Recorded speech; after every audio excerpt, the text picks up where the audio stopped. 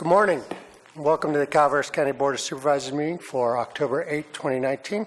If you're able, will you please rise for the Pledge of Allegiance? Let us begin. I pledge allegiance to the flag of the United States of America and to the republic for which it stands, one nation, under God, indivisible, with liberty and justice for all.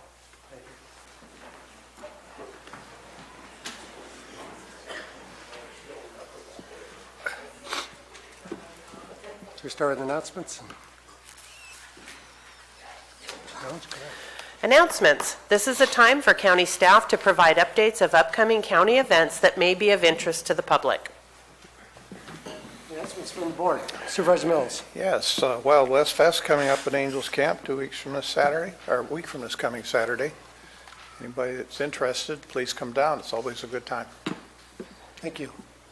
Doug? Doug Oliver, Chief Building Official. Good morning. In response to the PG&E notification to their customers of the impending public safety power shutdown, customers have been sharing information on social media about how to open their electrical service panels and wire temporary generators into their premises electrical systems. This practice can be extremely dangerous for the following reasons. If located in a confined space, temporary generators can and have contributed to asphyxiation and carbon monoxide poisoning. If located too close to combustible materials, temporary generators can spark fires, which is the very thing that PG&E is trying to avoid in this power shutdown. In addition, improper electrical wiring methods are a direct cause of premises fires, equipment damage, personal injury, and electrocution. This is not limited to the resident, but may endanger electrical service workers and or first responders in the performance of their duties. A brief note about how transformers work. In general, your basic residential transformer takes the thousands of volts that are running through PG&E lines, steps them down to 240 volts, far lower, and increases the amperage. The reverse is also true, which means if someone plugs a temporary generator into their panel and doesn't do it right, they are backfeeding maybe 30 amps, but when it hits that transformer, it jumps it way up in voltage, which can directly injure or kill PG&E linemen. So in response to that, we can't control what people do on their properties. However, we can give advice. During the outage, building inspectors and code compliance investigators will continue to perform their inspections on previously phoned-in requests. While they're not actively looking for violations. If an electrical or fire hazard is discovered, inspection staff will not cite the public for violations. Instead, staff will inform the public on safer practices and make recommendations to remove imminent fire and safety risks. So there's a big difference between unsafe but may work and will or could kill someone. We're going to take those risks down wherever we see them by talking with the individual, identifying to them, here's where it could really hurt somebody, and here's how we make it a little safer. And we're going to come back later and make sure that if we saw it, it gets restored back to the original safe condition. If there's any questions, now's time.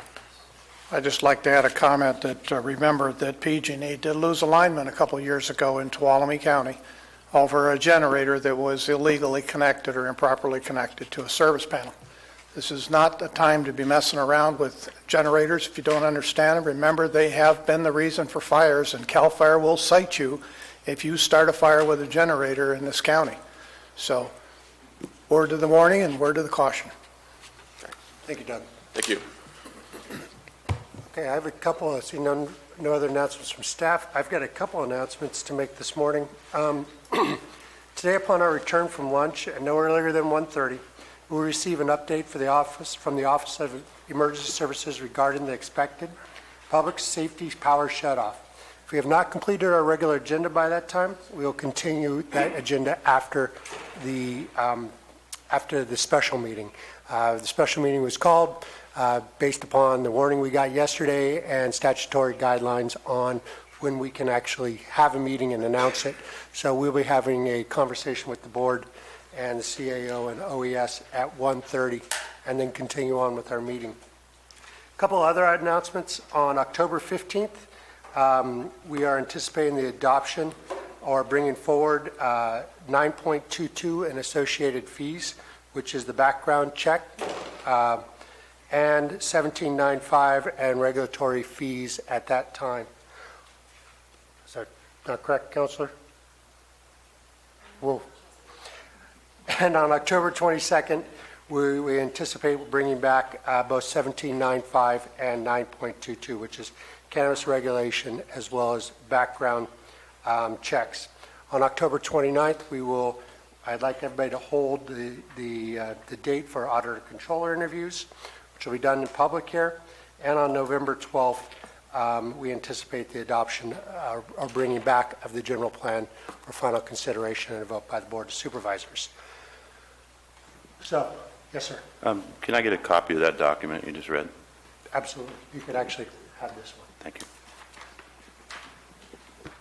Seeing no further announcements, we will move on to general public comment.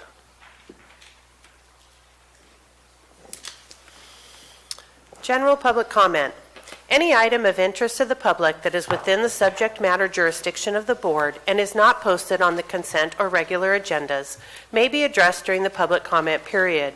California law prohibits the board from taking action on any matter which is not posted on the agenda unless it is determined to be an emergency by the Board of Supervisors. If public comment is completed before the 30-minute allotted time period, the board may immediately move to the next order of business. If public comment is not completed during the allotted time period, it will be continued as the last item of business in order to provide an opportunity for the remainder of comments to be heard. Thank you. I think most people here have been to a board meeting before as I look around the room, but I will again state out the rules. Everybody's going to have 3 minutes.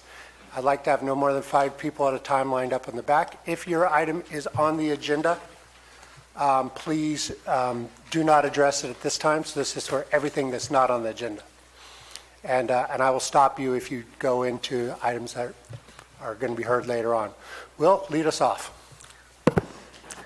Greetings, Honorable Board of Supervisors. I'm Will Moore, Valley Springs, District 5. I want to commend you today for your choice last week to regulate rather than ban cannabis cultivation in Calaveras County. It took some courage and wisdom to make that decision in the emotional climate of turmoil and conflict surrounding the issue. You didn't really have a choice to ban it. Your choice was between having a regulated market or an unregulated black market. You made the right choice. This is a quotation from Wikipedia. Restrictions and labeling of cannabis as a poison began in many states from 1906 onward. Outright prohibition began in the 1920s. By the 1930s, cannabis was regulated as a drug in every state under the Uniform State Narcotic Drug Act, and later by the Marijuana Tax Act of 1937. The legal regulation of cannabis or marijuana began in the United States a century ago. Here we are a century later, still debating the ban. Well, if the ban was going to work, it would have worked a long time ago. This is a quotation from Encyclopedia Britannica. Why was marijuana ever illegal? The short answer is racism. At the turn of the 20th century, cannabis, as it was commonly known, was a little-used drug among Americans. With the start of the Mexican Revolution in 1910, Mexicans began moving to the United States, and they brought with them marijuana. Amid a growing fear of Mexican immigrants in 1910, hysterical claims about the drug began to circulate, such as allegations that it caused a lust for blood. In addition, the term cannabis was replaced by the anglicized form of marijuana, which was probably done to stress the foreignness of the drug. Around this time, many states began passing laws to ban pot. In the 1930s, Henry Anslinger, head of the Bureau of Narcotics, turned the battle against marijuana into an all-out war. Some believe he was motivated less by safety concerns and more by a desire to promote his newly initiated department. Whatever it was, Anslinger sought a federal ban on the drug, and to this end he initiated a high-profile campaign that relied heavily on racism. Thank you, Will. Appreciate I it. didn't think it was that long. Ms. Rinke?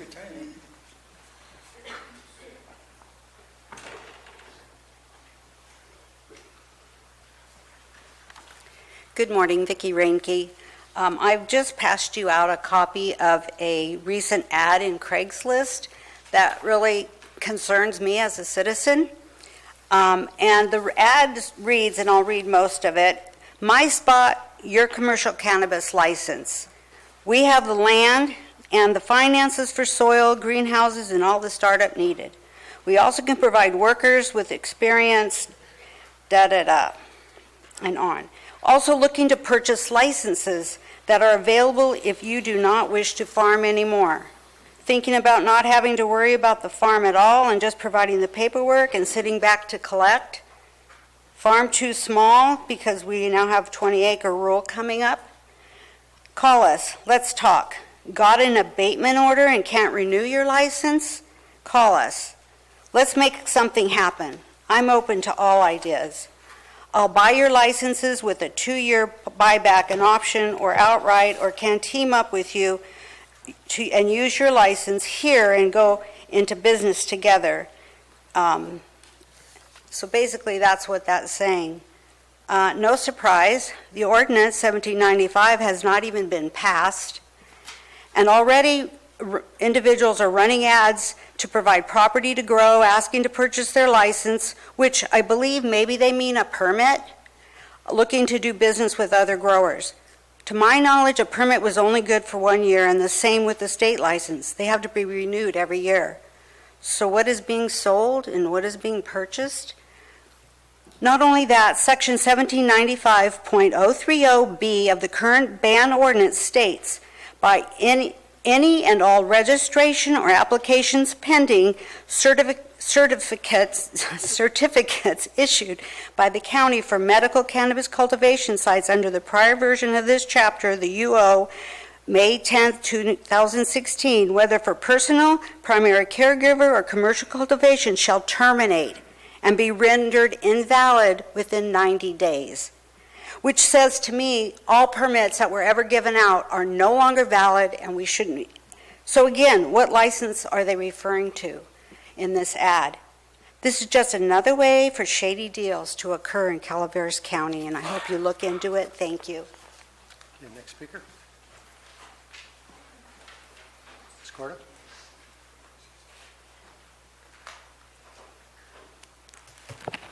You look like the cat that swallowed the canary. I'm just happy to see you this morning. Oh. Well, I've noticed some things recently from friends telling me and seeing things. For instance, in Campo Seco, there's cars lined up along the road and near Arkansas Ferry Road.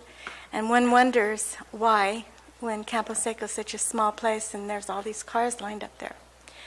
Well, my imagination tells me that there's a marijuana grow, and those are workers' cars.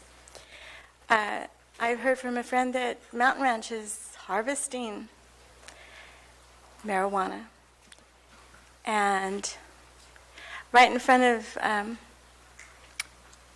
Pattison and Stedman Ranch Road, there appeared a small greenhouse, and then it was noticeable from the road. And then after that, they pulled a RV in front of the greenhouse so that no one could see it. Then they put a cattle fence, a movable cattle fence around it. And when I drive by there, there is a definite odor.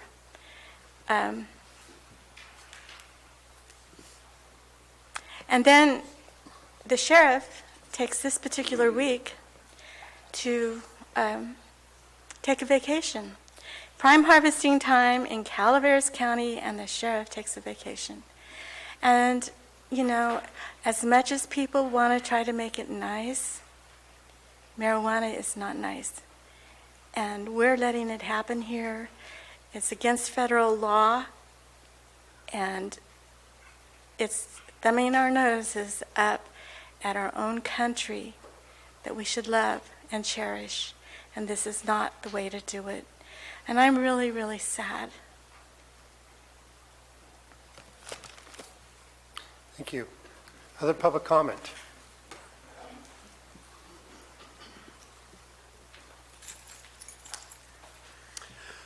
Brock Estes from Valley Springs.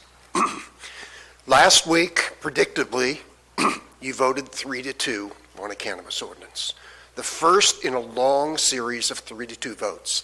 That is not leadership. Leadership is when you have a good position and you can convince other reasonable people on the board to come over to your side. And if you can't convince them, maybe you can meet somewhere in the middle. Maybe you can get a 5-0 vote. Now, that won't make a lot of your donators to your campaigns happy. And I'm looking at Mr. Stopper because I've seen his campaign donation records. And there are quite a few growers who contributed the maximum amount of $500. They won't be happy if you compromise. But the whole rest of the county will be happy. You've got to find a way. Now, last week I began telling you about a way this was handled before. At the end of Prohibition, organized crime controlled alcohol. Think Al Capone. States, when Prohibition was repealed after Roosevelt ran in 1933 to 32 to do that, states were quite troubled by the fact that something was now legal that was also controlled by organized crime. So each state charted its own course. 32 of them decided to just throw caution to the winds and let the free market apply. 18 of them said, you know, I think we'd better keep alcohol sales to the state. Oregon is a state like that. Utah is a state like that. And in Maryland that was one of the 32 states that said, well, we'll just take our chances. But some counties, led by Montgomery County, later joined by 3 smaller counties, said, we're uncomfortable with this. So we're going to seek a waiver to keep liquor sales in Montgomery and the other 3 counties only to be done by the state. That way we don't have any fronts for organized crime coming in to say, oh, we want a license. In this county, that's exactly what we can do. Create an authority, and it should have 3 people heading it, not 1, because the first marijuana czar in Oregon was fired after he was found to be essentially insider trading facts to attorneys for the growers. I think you probably read where a mayor in Rhode Island was just arrested for taking payoffs from the marijuana industry. You've got to find a way to work together, and the way is to keep the power in marijuana to the county. Let the county run it, hire people as independent contractors who later become workers. Thank you. Good morning. Dina Morris. All these hearings that we've had about the marijuana ordinance, I've heard very little talk about all the illegal grows that this will attract. And that's on top of the ones that are already here. So I'd like to know, at this point in time, how many illegal grows do we have in this county? We need an estimate.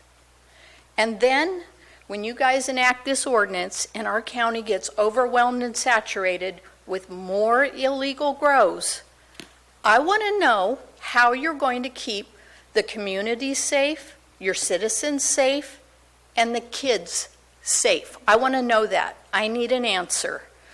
We're the ones who will have to deal with the consequences of what you're heading down the path of, and that is allowing commercial marijuana and non-commercial marijuana outdoors. None of the surrounding counties are doing that, and their populations are much greater than ours. One of the counties, I believe it's San Joaquin, is only allowing 20 commercial indoor permits, no non-commercial outdoor growing. And the other county, Stanislaus, I believe they're allowing 61 commercial indoor growing, no outdoor growing for non-commercial. Why do we think that we can do this better? The county staff has told you, start with 25, go slow, yet you're starting with 190 outdoor. And also allowing non-commercial outdoors. I want to know, how are you going to keep us safe? How are you going to keep our kids safe? There's nothing in place that talks about how you're going to keep us safe from illegal grows. Even the governor, Gavin Newsom, recognizes the dangers of illegal grows, and he signed an executive order on September 30th, 2019, that specifically talks about the dangers of illegal grows and how transnational criminals are coming to California to grow and using illegal pesticides and unimaginable violence and all these other negative things that will once again be in our county on a proliferated basis. I want to know, how many illegal grows do we have at this time, and what are you going to do to keep us safe? Thank you. Thank you. Cliff? Good morning. Good morning, Board. Cliff Edson, San Andreas. I see it's another great board day. Been there. I'll talk about marijuana for a second. I don't think people really know where marijuana was before even the urgency ordinance and the dangers that were here. I know because I got contacted by many of them. And some of them scared the crap out of me, actually. So I don't think there's any other way except to regulate. And some of the pictures that Mr. Mills had in his report were pictures that were older pictures from busts that happened before the ordinance of chlordane and things like that, diversion of waterways, stuff like that that were happening. And the only way to get a hold of that is by making sure that each legal grow is regulated and inspected. Otherwise, you are going to have unregulated grow, and you're going to have it anyhow because that's just the nature of the beast. But I think if you put on a strong front for regulation and enforcement, it will persuade people that do that to go other places. And it worked. It worked. There were some folks here, and I had a person come up to me and showed me pictures of 35 properties that he owned. 35 properties that he was growing an acre and a half on illegally. And he just basically told me, he says, hey, your ordinance is not going to work for me because I like the black market. So I think regulation is good. One other thing I wanted to come up and talk about today was PG&E. You know, PG&E is having these power outages. Is it on? No, it's on. We have a special agenda, so you're fine, Cliff. All right.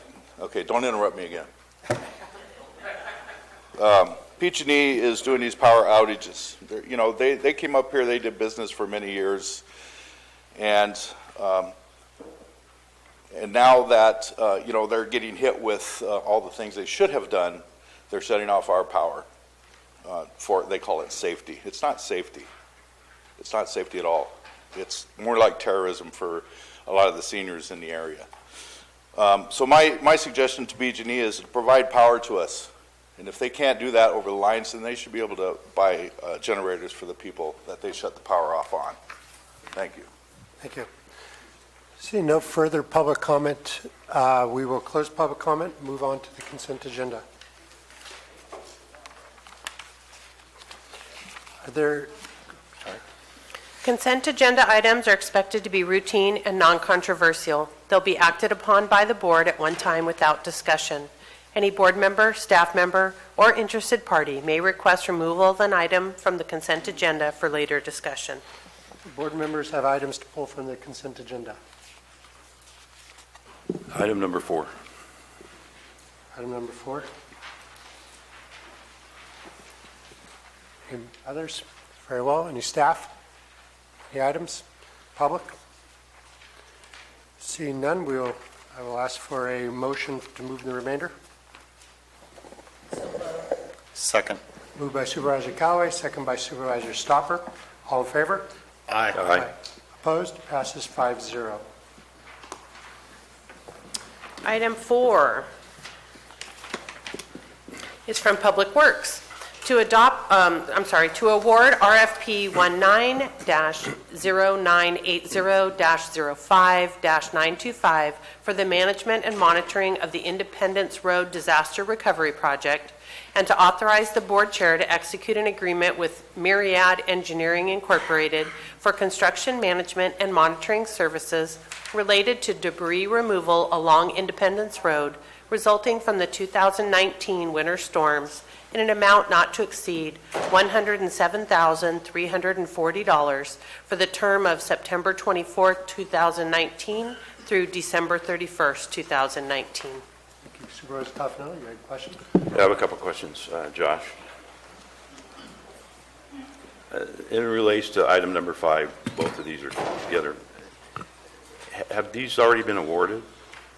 No, Supervisor Tofinelli, they're before you today for award, so they well, exceed our threshold for, so we have done an analysis. We did a solicitation for services for both the construction and the construction management portion of those.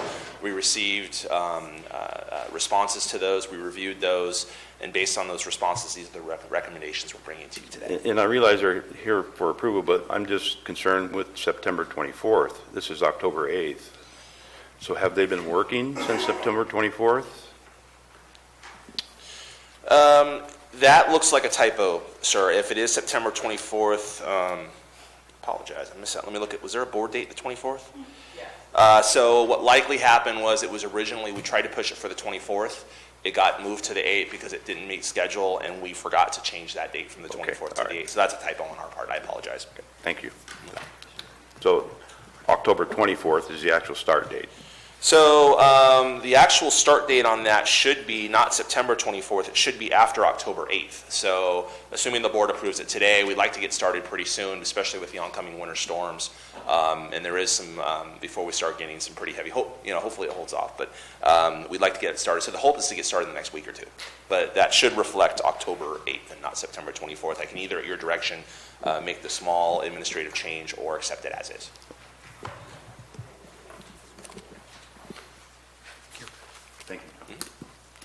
Any public comment on this item? Seeing none, I'll bring it back to the board. Mr. Chair, I would move this item and with the change the date to October 8th. Very well. I'll second that. Motion by Supervisor Toffenelli with the change of date to October 8th, and second by Supervisor Stopper. All in favor? Aye. Opposed? Passes 5-0. All right, making progress. Item 14, Health and Human Services Agency to receive an informational update on community-wide housing and homelessness-related strategies and provide staff direction on next steps.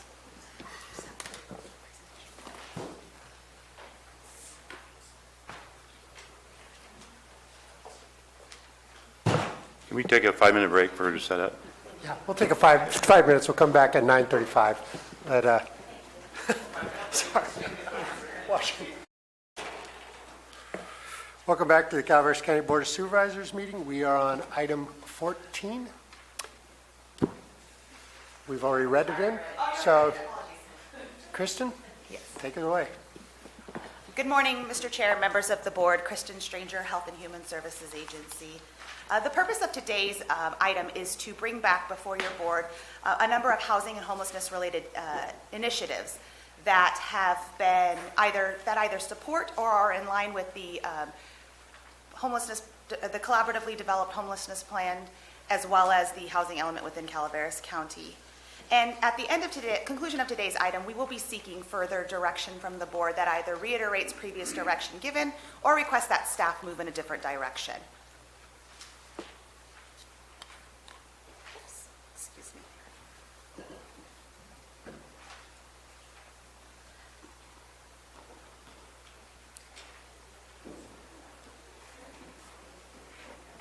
Okay.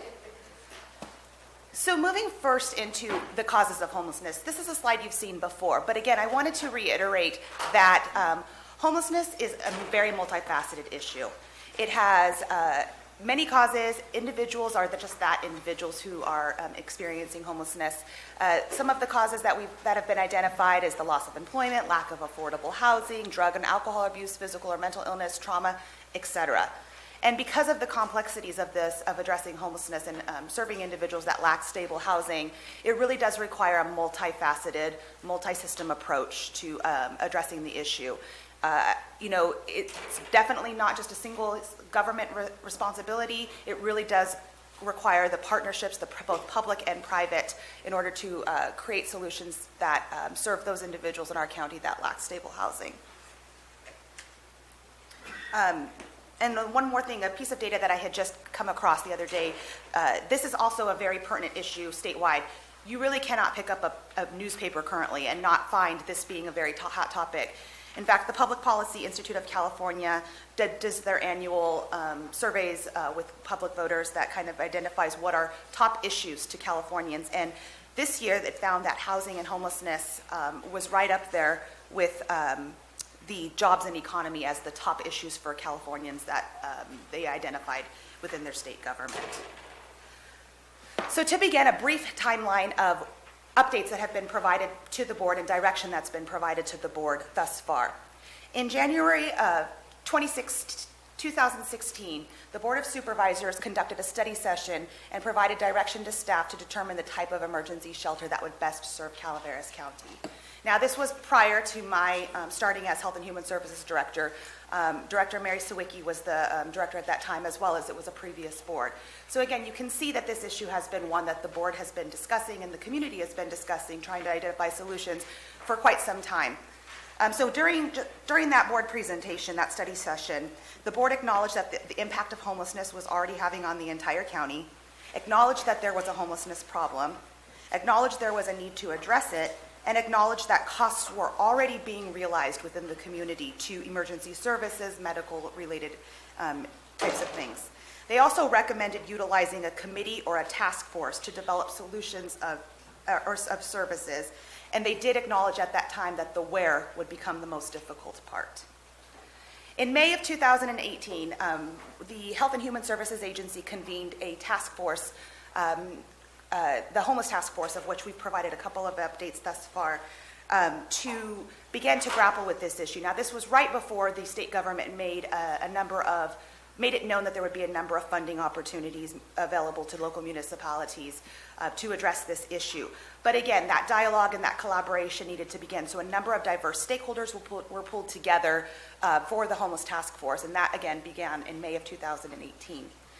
Between May and December 4th of 2018 is when we became aware of the previous administration, Governor Brown, had made available a number of funding opportunities that local governments could compete for, and some were direct awards to address homelessness. And so by this point, we had already had that collaborative kind of going and the stakeholders part of the conversation. So during that first update to the board, we discussed the makeup of the task force and who was involved. We discussed some of the data, the preliminary data that we had available at that time, the issue of homelessness and how it was impacting our community. We talked about the various strategies that the task force had been grappling with that could be implemented to address homelessness, as well as the upcoming plan that would need to be developed in order to obtain to pursue some of these funding sources, as well as discussed what types of, how the task force was operating, what we did, what the purpose was, and those types of things.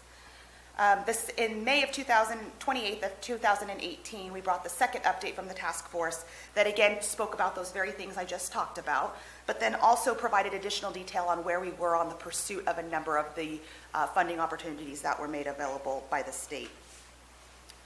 So that's the overarching timeline. Okay. So why, speaking to the why is a group of dedicated community members and staff taking a look at why this is an issue in our community and what the strategies are could be done to address it? For one, we've seen an increased number of homeless persons in our community. We know from needs assessments and data and such that we have a lack of housing inventory across the entire spectrum of need. Everything from prevention to emergency to transitional to permanent supportive to workforce and affordable type of housing. We also know that we have a limited housing support services within our community. And then one of the things that makes our community distinctively different, being a rural community as opposed to a more large urban-centric community, is that the homeless issue is not necessarily as visible, right? Those of our community members that lack stable housing are oftentimes in woods, are camping, and they're not as visible on a daily basis. But that doesn't mean that we don't have issues of community members who are looking to, or who are in need of stable housing in our community.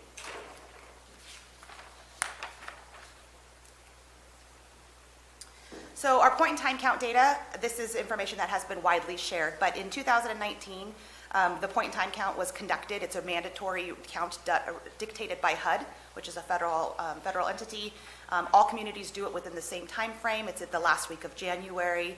And it is, data on its own is one piece of the story, right? But it does provide a piece of data that informs the conversation. So during the most recent point-in-time count data, we found the community found 186 individuals that were identified as meeting the HUD definition of homeless, as well as 30 additional individuals that were deemed couch surfers. And the couch surfers definition, while it doesn't necessarily meet the definition for HUD standards, it's an important component of data that our local community members who did the footwork in the community identified.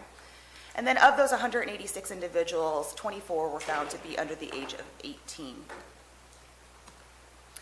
So this is a slide that kind of speaks to the comparison of point-in-time count data, and in particular, the percentage on the right side of the population. So the U.S. Percentage of population is found to be at 0.002. California's is 0.003. Calaveras is 0.004. Then you can see some of our partner communities down the side, as well as larger communities like Los Angeles and Alameda and such. And again, the purpose of this slide is just to kind of put into a visual that demonstrates that, again, when it comes to percentage of need, we actually in Calaveras County have a higher percentage of homeless population per overarching population than the state average has been found, according to the point-in-time count data. So in addition to the data that I've been presenting here, we also have a number of local needs assessments that are conducted by other entities for the purposes of their operations, right? So we have seen within the local needs assessments done by partners at the Community Health Needs Assessment done by Mark Twain, the Sutter Amador Hospital Services Community Needs Assessment, the Calaveras County Oral Health, the Calaveras County Community Services Block Grant Needs Assessments. These are other entities that are also finding that housing and homelessness related issues continue to be of concern for community members within Calaveras County. And then next is a slide that our planning director, Peter Maurer, put together. It speaks to the recently adopted housing element and how many of the strategies that have been proposed to the board and are being discussed today do fall in line within the housing element. So goals and various policy directions there. So you can see the development and construction of maintenance of safe, decent, and well-built affordable housing in the community, as well as adequate housing for county residents with special needs, including seniors, large families, single parents, farm workers, persons in needs of emergency shelter, or persons with physical or developmental disabilities. Okay, so a little bit more about why address this issue. Speaking a little bit further about the impact of homelessness is very large. It crosses all sectors. We see it impacting our hospitals and healthcare system, safety, law enforcement, fire protection, the social and behavioral health systems, business and economy, environmental and public health, education, and et cetera.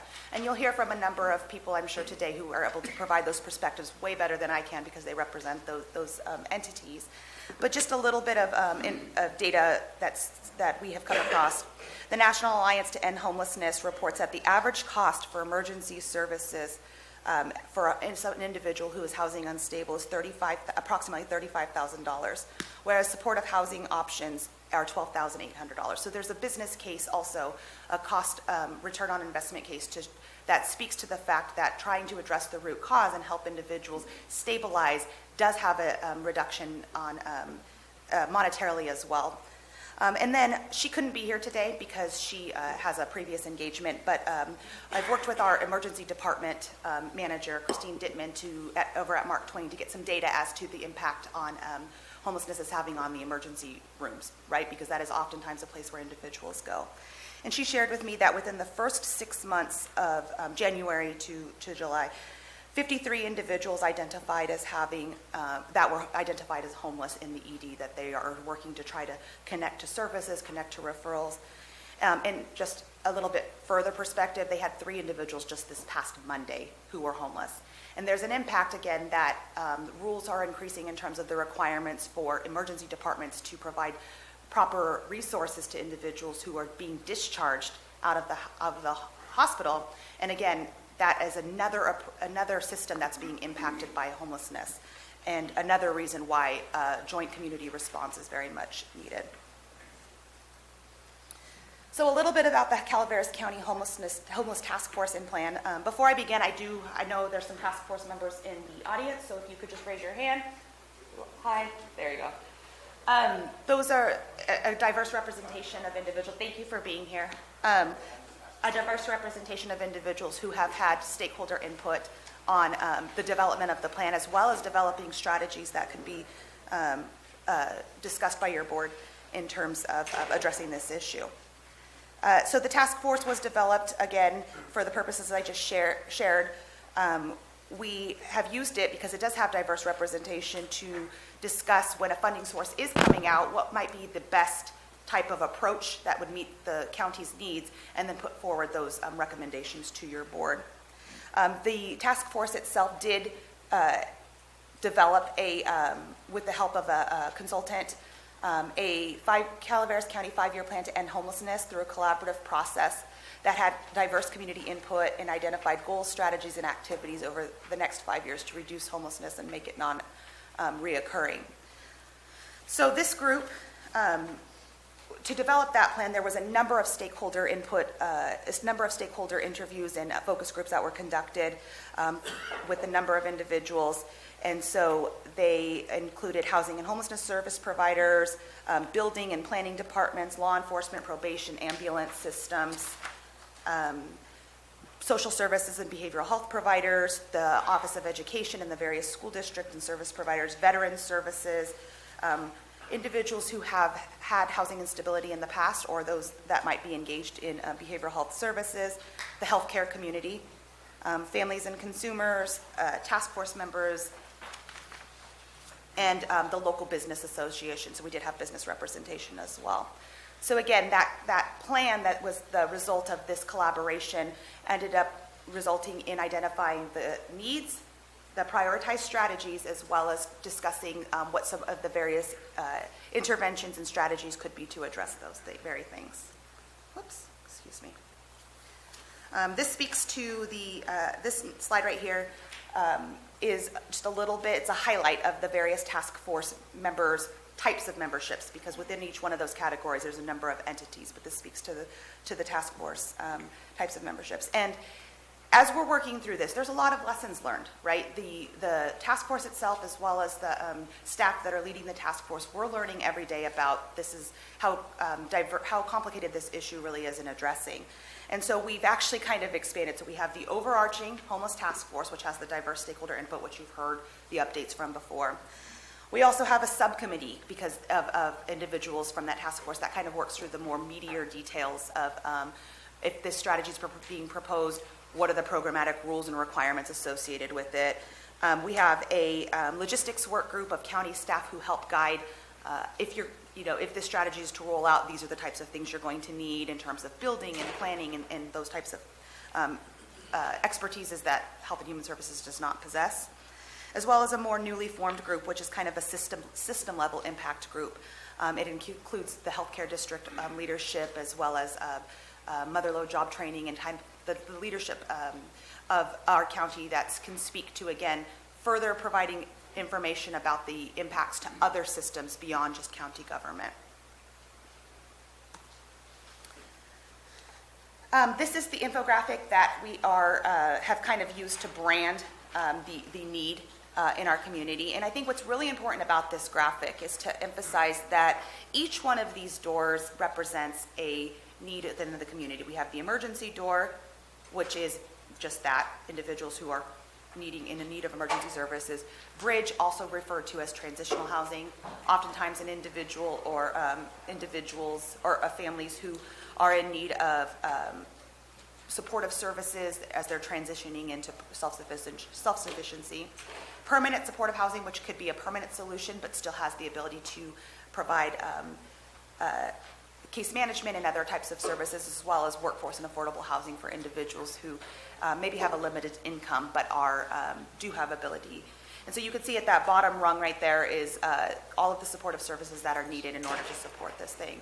And I think what's important to emphasize here also is that each one of these doors is very much standalone. So if a solution and a strategy is being proposed to your board for discussion, and it's the HEAP scattered site emergency shelter, which we'll go into later, that is solely addressing the emergency need, right? That's not necessarily a strategy that's to be supportive of the workforce housing door or such.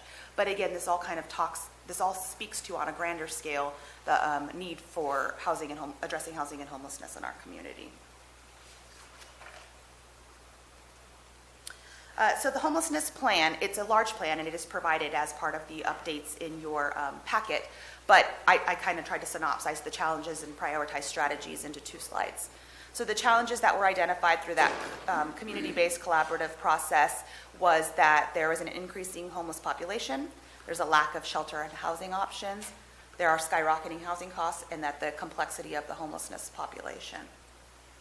And the prioritized strategies include coordinating data collection and strategic planning, increasing shelter and housing inventory, as well as expanding housing support services, strengthen community collaborations, and pursuing emergency operations. Emerging opportunities, emergency operations. Sorry, that's clearly on my mind. Okay, so moving into the first strategy that has been brought before your board before. So this first funding source is titled the Homeless Emergency Aid Program.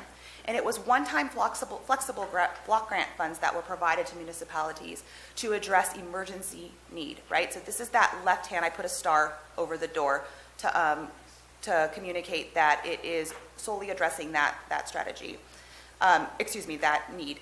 And the purpose of the funding itself was to help address emergency need, and the requirements from the state is that it must align with Housing First policy.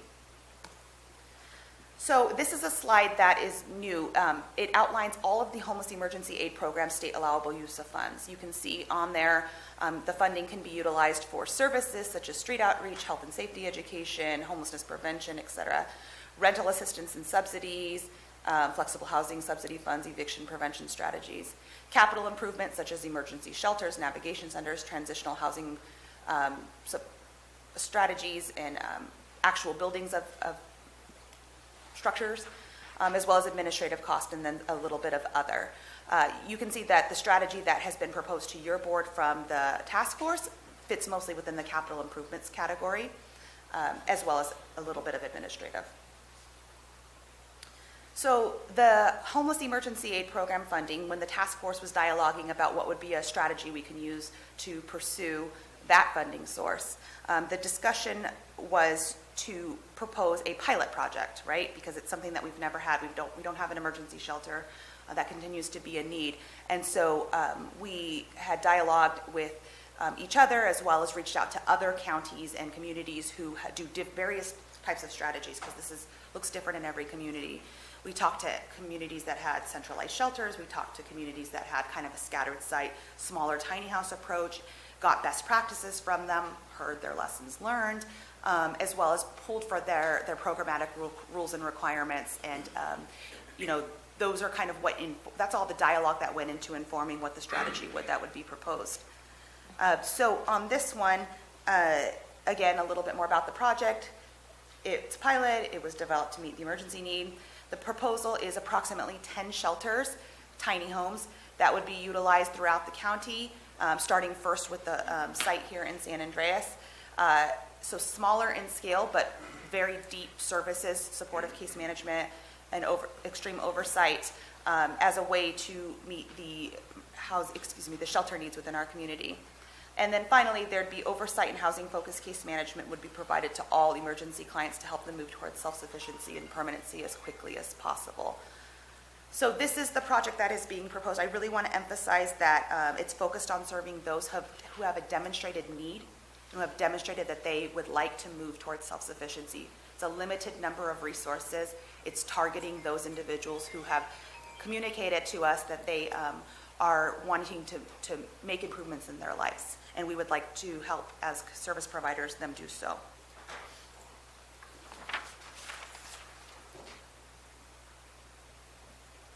This is an example of a structure that we have identified of what they could look like.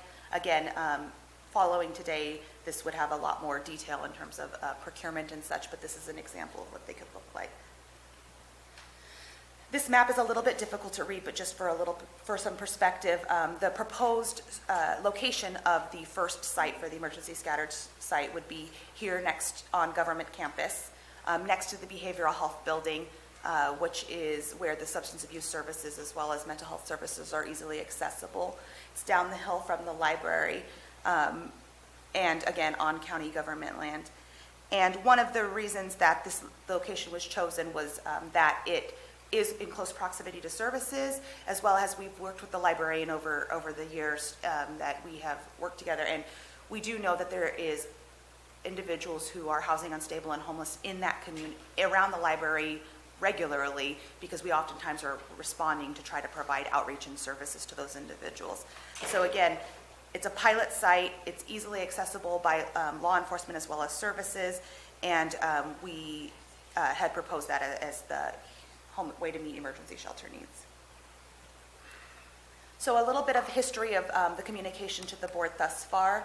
In March of 2019, the board executed an agreement with ATCA, Amador Tuolumne Community Action Agency, to accept the revenue of approximately $300,000 for the development of the scattered site emergency shelter pilot project, as well as other eligible resources. So the reason that the monies went to ATCA and then came here is that the continuum of care, of which ATCA is the administrative entity, is the recipient of this funding from the state. So there had to be this connection down. And that happened for all four of the counties that are part of the continuum of care: Mariposa, us, Tuolumne, and Amador, so that we could develop emergency response proposals based off of our individual counties. In May of 2019, the board declared a shelter crisis. And why that shelter crisis was declared was, one, recognition by the board that this was an issue within our community and the commitment to addressing it through a collaborative nature. But also, the adoption of the shelter crisis allowed for local governments to have the ability to relax potential building standards if needed to address this very emergent need. It helped, so long as proper protocols were being developed and there was a good faith effort to develop a solution, it helped mitigate risk for local government. So this was the way that the state was providing additional flexibilities for local governments to be able to address this need.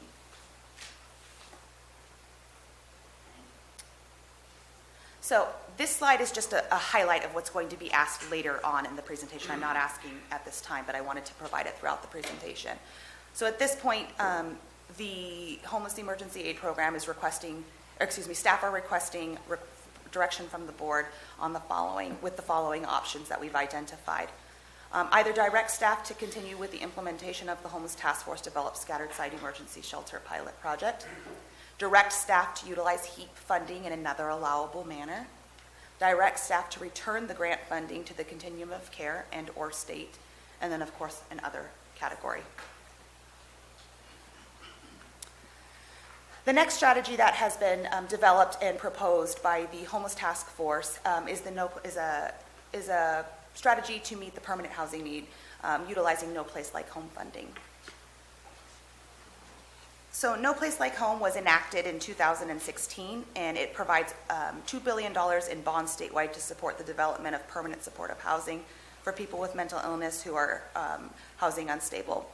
The bonds are required to be repaid over several decades, utilizing revenue from the Millionaire's Tax Prop 63 MHSA Mental Health Services Act funding. California voters further demonstrated their support of No Place Like Home with the passage of Proposition 2 in November of 2018, which allowed the state to utilize MHSA funds in this manner. So you might recall seeing that from your ballot in this past November. We, along with 36 counties, were successful in the first round of competitive funding, and both non-competitive funding as well as competitive funding is being made available to all counties throughout the entire state. Again, this strategy that is being proposed is intended to meet the permanent supportive housing solution. And the actual state requirements require that you have a partnership, and when I say you, I'm talking about the behavioral health services within a county, the mental health plan, with a local developer. Many jurisdictions utilized their local housing authority, as did we. And so the partnership that was designed was with the Stanislaus Regional Housing Authority, who would serve as the developer and property manager, as well as Calaveras County Behavioral Health Services, which would serve as the supportive services provider.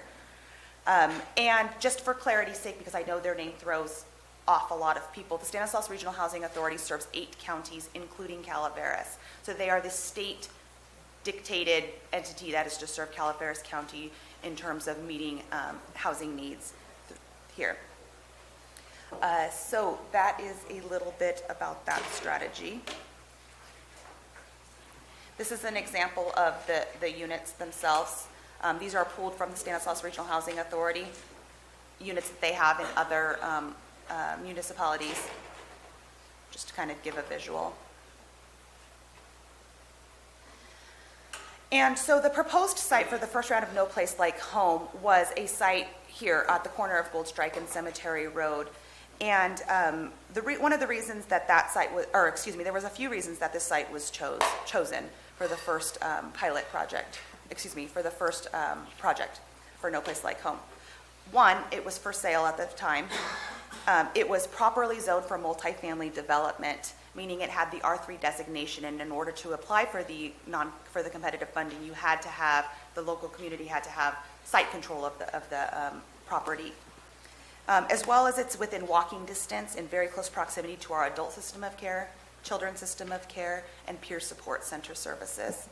And then finally, it's close to the school, and we were working with the Office of Education throughout the Homeless Task Force development and have learned about the growing needs that that the youth within the local schools are experiencing with homelessness. And so the concept was developed with prioritizing a number of units. I mean, that's only 5 in total, but prioritizing at least 2 of those units for families who have children within our local schools.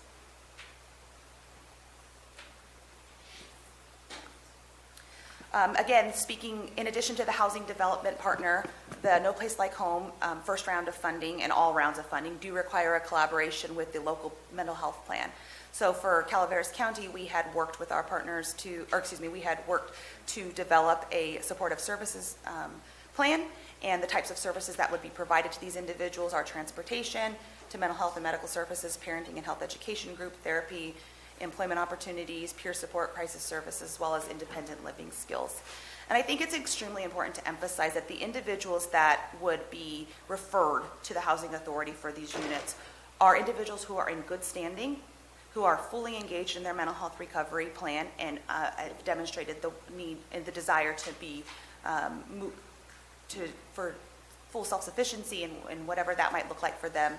And they're also not individuals who are institutionalized. They are just individuals within our community who you may or may not know, but they are community members who are within the, just in the general population of our community, and they are not under any sort of institutionalized nature. Supervisor Stopper? That would be a good thing, I think, to define. When you say mentally ill, a lot of people have the perception of a certain group of people. It's very broad, and there is no direct definition when it comes to mental health. So that could include things as someone that's been through a rough patch, spousal abuse, and other things that don't necessarily have to do with an institutionalized type of mental health. Exactly, and that's the perfect lead into the next slide.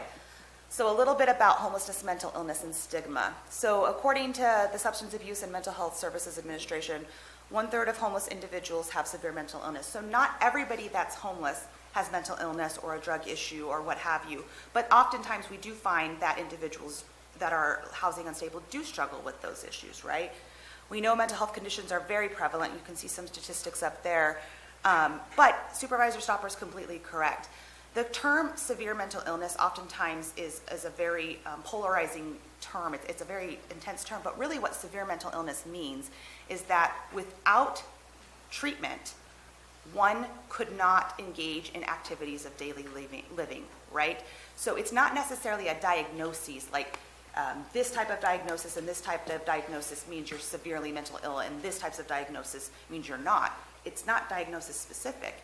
It's when your level of mental illness reaches a level of severity where if you did not have supportive services and therapies and other types of services, you would not be able to continue in on your job, continue other types of activities of daily living. So that's an important distinction. Thank you for pointing that out. Did you have a question? No. Oh, okay. Oh, and then lastly, people experiencing mental health conditions, stigma is a very prevalent thing throughout our entire state and nation. And so again, we are constantly working to educate our community that 1 in 5 Americans will have a mental health problem in any given year, and that mental illness is not something you can see. And so oftentimes people don't realize that individuals that they're working with, family members and such, might be struggling with this, and so it's struggling with mental illness.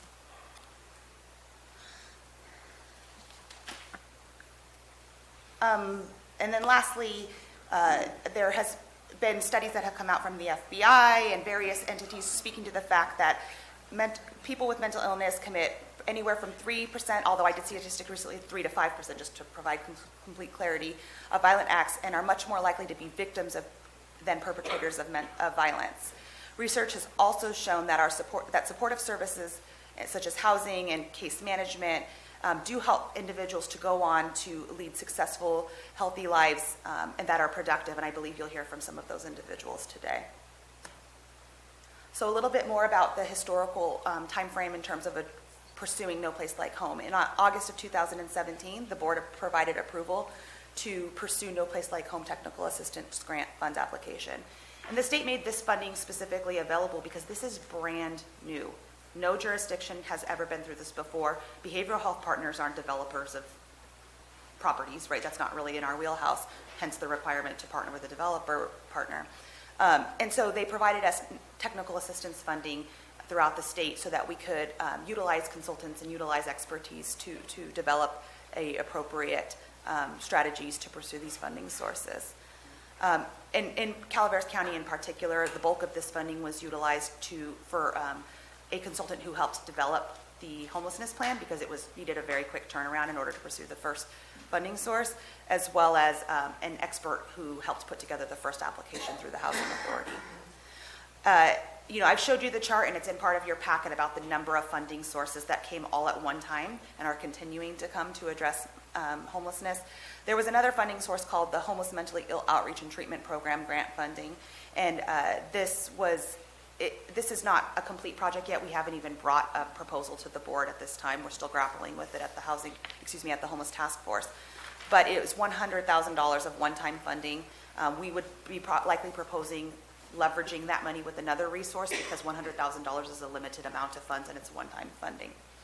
And then finally, in December of 2018, the board approved a resolution authorizing the Health and Human Services Agency to accept the $500,000 allocation of non-competitive, no place like home state funding, as well as authorized Health and Human Services as the behavioral health mental health plan to apply for up to $905,000 of non-competitive, $905,000 of no place like home competitive funding for the development of the very first projects, the very first project of No Place Like Home, which would be 5 units of permanent supportive housing.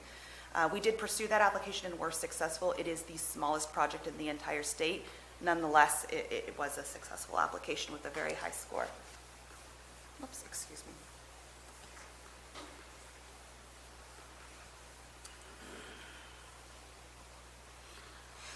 So the next set of direction that we'll be seeking from the board today would be to direct staff to continue to partner with the Stanislaus Regional Housing Authority to develop up to 5 No Place Like Home permanent supportive housing units at Gold Strike Road. So even though the housing authority is the owner of the land, right, and it's a properly zoned land, anybody could have come and purchased it, your board oversees the No Place Like Home funding, right, and that's a component of it that goes into the development through the behavioral health director. So that is the way that partnership works. You could also direct staff to work with the Housing and Community Development Department, which is the state entity that provides this funding and oversees it, to reject the No Place Like Home award and request that the Stanislaus Regional Housing Authority develop Calaveras Court, which is the parcel that we that we showed earlier, for the purposes of workforce housing or some other similar purpose. And then, of course, in other category. So I just want to be transparent about if option 2 is chosen. We do know that the loss of site control would mean that funding for No Place Like Home would not be, we would lose that ability for that funding. That being said, we've worked with the Housing Authority and they have said that it could be utilized for option 2 and we could make a change of course. I don't know what that would mean from the state. This is brand new for the state too, right? So we don't know in entirety what that may or may not mean for future rounds, but I just wanted to communicate to your board what we know thus far. And this is another thing too, where we have, as the community, as the collaborative, as Health and Human Services, we are learning a lot of lessons along the way. And I can tell you, and I want to be transparent about going forward, what we would do differently, just so you know. We would probably be, in this particular site right now is just 5 units of No Place Like Home housing. In the future, we'd probably propose more mixed-use projects as opposed to just central units, because we believe after going through this process that would help some of our community members that have mental illness to maintain more confidentiality. So that is one thing that we've learned along the way. As well as the way the project was set up through the state in terms of the requirements, we were to utilize state templates, resolutions that were brought to your board in order to pursue the funding. That's what you saw in December of 2018. And so in the future, we would likely bring a separate board item in addition to the state requirements that would specify exactly where the board was directing the purpose of those No Place Like Home funds for a specific address. So in just complete transparency, that's what we would do differently in the future. And then finally, the last slide of overarching other projects, just to kind of put into perspective that, again, the task force itself is looking at strategies that are county-wide strategies, not centralized to one specific area, looking at meeting the needs, because we aren't in a county that has a centralized area. Our communities are very distinct, as we've spoken about before. So workforce housing is another strategy that has been developed. This is not as much in line with the county. This is more the housing authority. They can do this. They do this throughout communities to help meet workforce housing needs. It was one of the main priorities identified in the housing element, but they are working on the development of anywhere from 20 to 25 units of workforce housing in the San Andreas community, and they are anticipated to break ground. So again, even though this isn't so much county-led, it does still meet a need within the workforce door. Other county projects, and you can see 3 stars on the various doors because these are things that are meeting, strategies that are meeting other needs. So since July of 2017, we have operated, and I say we as the Behavioral Health Department, has operated in partnership with a local community-based provider the Vision House, which is a transitional house for those who have mental illness, are engaged in their recovery and moving towards self-sufficiency at the Murphy's Arnold border. And I'm very proud to say that I got recent statistics from my team the other day. We have helped 18 individuals move to permanent housing, move to employment, move to self-sufficiency from that resource. And it's only been open since July of 2017. So that's a huge victory for our community. And we're very proud of that partnership that we've had. And then we are also looking at very, very infancy, very, very conceptual stages of another project that could be used to meet multiple needs. Again, going back to that mixed use, that would serve our veteran population through VASH vouchers and connections with veteran services. No Place Like Home and workforce units in Valley Springs at a property we're kind of looking at right now, because it is within very close proximity to the veteran services in Valley Springs, and so that could be a very robust partnership. And again, all of these strategies are in line with the housing element. So moving forward to the request, again, these are the same slides you've seen earlier. These are the options that we're asking the board to provide staff direction for in terms of the Homeless Emergency Aid Program, as well as the No Place Like Home program. And I would like to just make the community further aware that there is all of this information is available on the Health and Human Services webpage, and this is the link. I tried to screenshot it, but I couldn't figure out how to do that. So this is the link to the webpage. You can find it very easily on our Health and Human Services webpage. So with that, I can take any questions. Questions from the board at this time? Supervisor Callaway? On you had a 24/7 supportive services for all tenants of the No Place. What does that mean? So, okay, thank you for that question. That's a good question. In terms of supportive services, these are services that are available to individuals that 24 hours a day. So we have a crisis line that all communities have, but we have a crisis line that is answered by mental health professionals 24 hours a day. We have our full service partnerships as well as behavioral health clinic open business hours. And then we actually have staff who are under another grant that we pursued, a SB 82 grant, that works in partnership with law enforcement and works out of dispatch in the jail, who works kind of those odd hours from, I believe, like 11 a.m. to 11 p.m., 7 days a week, and they respond to crises within the community in partnership with law enforcement, but they could also be a resource available to these individuals as well. So again, we're trying to demonstrate that there is thoughtfulness put into the services that we do have made available to these individuals. Another one, if we picked option number 2, how would that work regarding funding? For No Place Like Home, Supervisor Callaway? Yeah, Okay, where it says develop Calaveras Corp for workforce housing. So we know that we would lose the No Place Like Home award Right. from the state. We know that. But we do know that the Stanislaus Regional Housing Authority did confirm, and they couldn't be here today because this was scheduled before, and they'd already had previous commitments.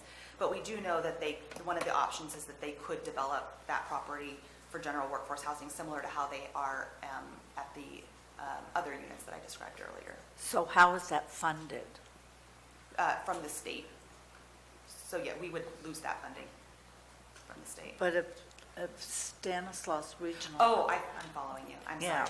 So they do, because they are developers of housing, they have their own financing that they obtain from the banks, and then they utilize through the development, you could get certain subsidies and such from the government to help subsidize when you're addressing workforce and affordable housing, but it's all their financing and their oversight, their property management and all of those things. It really wouldn't have anything to do with the county. Okay, thank you. Supervisor Stopper, your line was on next. Excuse me, Supervisor Mills? I'll defer to Supervisor Tuffanelli. Supervisor Toffanelli? I just have a couple questions right now first. Going back to your point in time count slide that you had, and saying that Calaveras is significantly under the nation percentage-wise or over. I just want to point out that the numbers for U.S. and California are 2018, and the other ones are 2019. And we all know that the homelessness over the past year has significantly gone up from 2018. So that, I dispute those figures there as being accurate. The other question I have is, when the task force counted the homelessness, they counted the entire county, correct? They did. So it was 186 was the entire county. Yes. And of those 186, only was, say, 24 were under the age of 18. But there was no data on the age of those under 18. The specifics of the ages? Yes. I did not prepare a breakdown of the numbers per person. I have that data and I could extrapolate it from that, but for the purposes of this presentation, we just categorize them as under 18. And one other point, the housing element that keeps being brought up here is for the entire county, not specifically in San Andreas. It's for the entire county. Okay, that's all I have for right now. Supervisor Nelson? Okay, I want to maybe travel down a road that hasn't been spoken of yet. What are the factors that are contributing to the overabundance of homeless in California only in relation to the rest of the United States? You start looking at those numbers and they're saying 87% of all homeless are in California. What factors are driving that? Has anybody explored that as part of your group? So locally, I can't speak to that overarching state impact, right? I mean, we could find that information or dialogue with that. I think that the whole state's struggling with that very question. In terms of elements that are contributing to homelessness, though, I would say more it's pointing to these types of issues, right? The lack of affordable housing, the loss of employment and such. But I can't speak to the overarching state and why our numbers are so much higher. That would probably be much more of a state level conversation. Well, could it possibly be that the net out migration in California of 3 million over the last 10 years, which is 8% of our population, is being replaced by, including their wealth, is being replaced by people who just don't have that same level of working ability that we've seen before? Anything could be, I guess. And I'm going to crunch numbers here for a second. Yeah. We're talking about how many homes total? For the homeless emergency assistance For program? all of these different projects, what's the total number of homes? I'm sorry, I blindsided you. I can do pretty quick math. Okay. So we're looking at up to 10 emergency shelters. Okay. So those are not homes. Those are Right. up to 6 months, so I would like to not call those homes. Okay. The No Place Like Home is up to 5 units, Okay. and the workforce housing is 20 to 25 units, so I would say 20 on the low end, just for the purposes of saying. So we're looking at 25 total units that are being discussed at this time. And to this point, and by the time this actually gets on the ground and functional, what are the total costs going to be? So for the No Place Like Home housing, the 5 units, that total cost was the $905. Again, this is not county funds per se, it's utilizing funds that have been allocated to our community for these purposes. So nothing coming through, nothing impacting the general fund is kind of what I'm trying to say. But for the workforce housing, that's all funding that's being private financing being done by the Stanislaus Regional Housing Authority. For the emergency shelter project, that budget is about $302,000 of one-time funding for the purposes of construction and oversight. And then we have recently been made aware that the state is looking at releasing another round of funding called HAPP. It's very similar in structure to the Homeless Emergency Aid funding source, and that is going to be through 2025. So we would be recommending to the board that that funding be utilized to support existing initiatives such as the emergency scattered site shelter. I guess my point is, whenever government gets involved, the cost per foot just seems to skyrocket. And I mean, if it wasn't for the fact that contractors can't pencil it out, they cannot find a way to make money doing this, and then we have to go another route. I'm just really curious on the cost per foot on each one of these locations, no matter what the use would be. Yes, I hear you.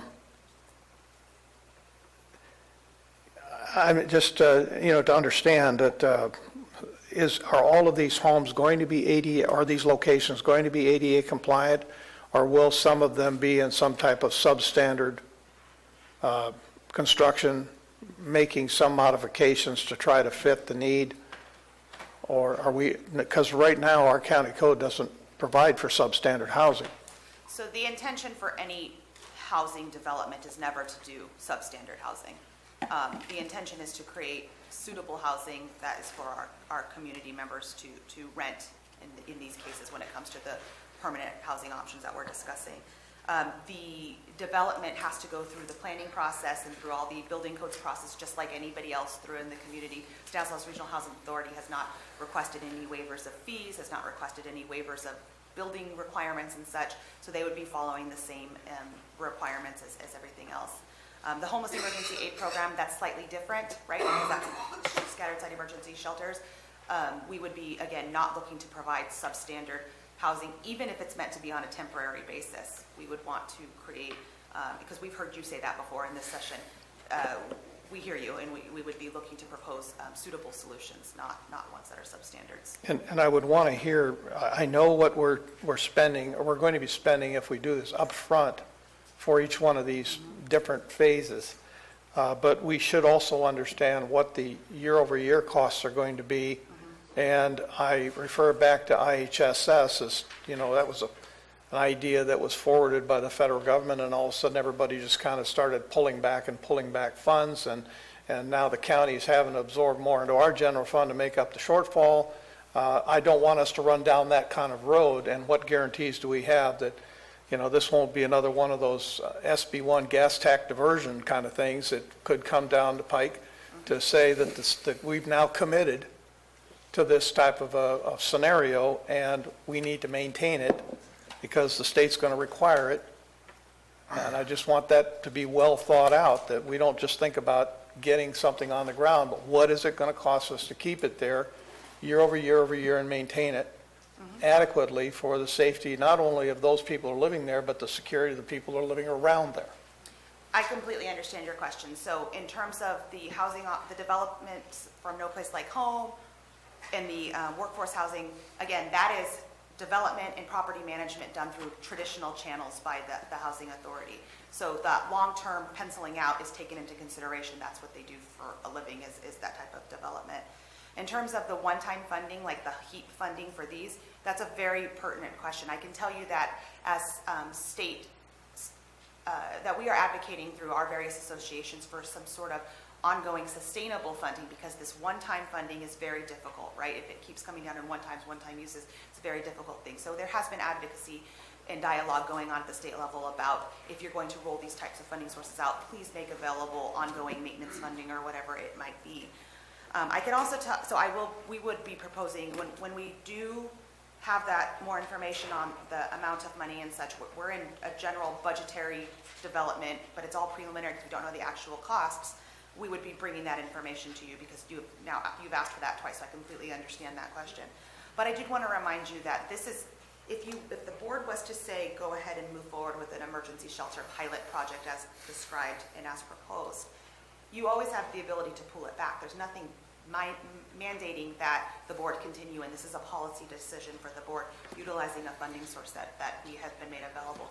And again, as funding sources keep coming, because they are coming, we would be proposing to this board to utilize those external funding sources for the ongoing maintenance and ongoing operations. I got to come back to, if you're looking at 5 locations, 5 modulars or whatever you want to call them, and 905,000, that's 195,000 apiece. Cost per foot, I can build you one heck of a house for 195,000. So I'm just trying to figure this out as to why this makes sense for the government to get involved and spend this kind of money for this kind of solution. It just, something isn't clicking in my what I call accountant brain to make this make sense. If the housing authority wants to do it, they're going to do it with or without us. That's what I'm hearing, correct?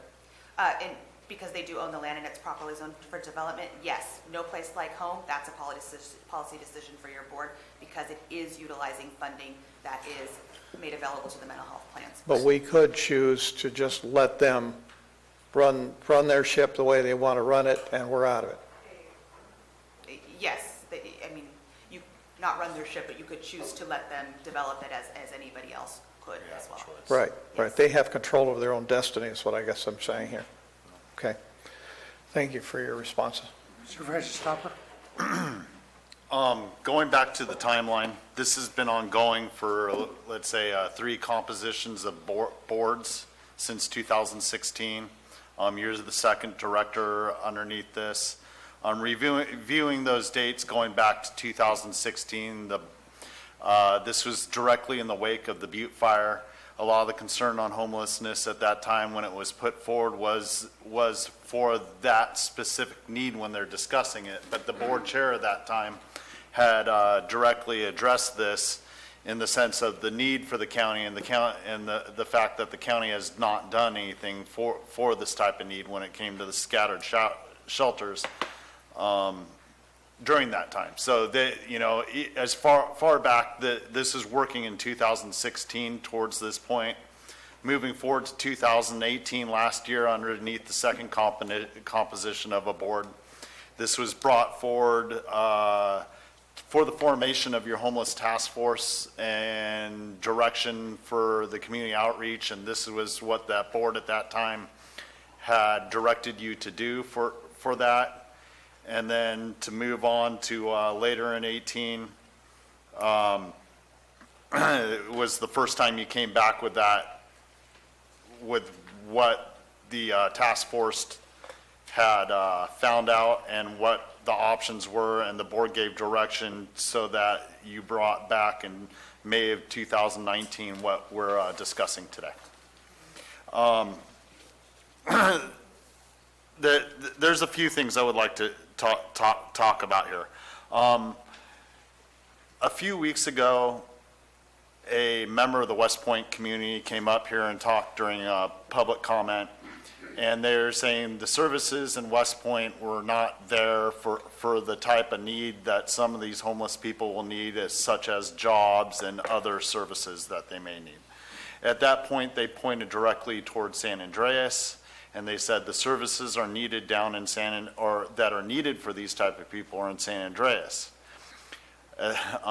So this is some of the thought that was some of these things that are being presented, whether it be the homeless end or the other side with the Stanislaus Authority of what they're presenting, is because it's close to these services, but at the same time, the consideration that 49% of these services for the entire county are already being provided by San Andreas, so these people feel like they're burdening their own share.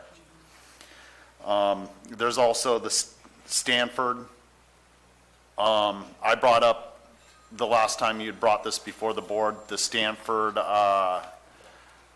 they'd done a study at Stanford, and a concern with this a lot of the times is build it and they will come.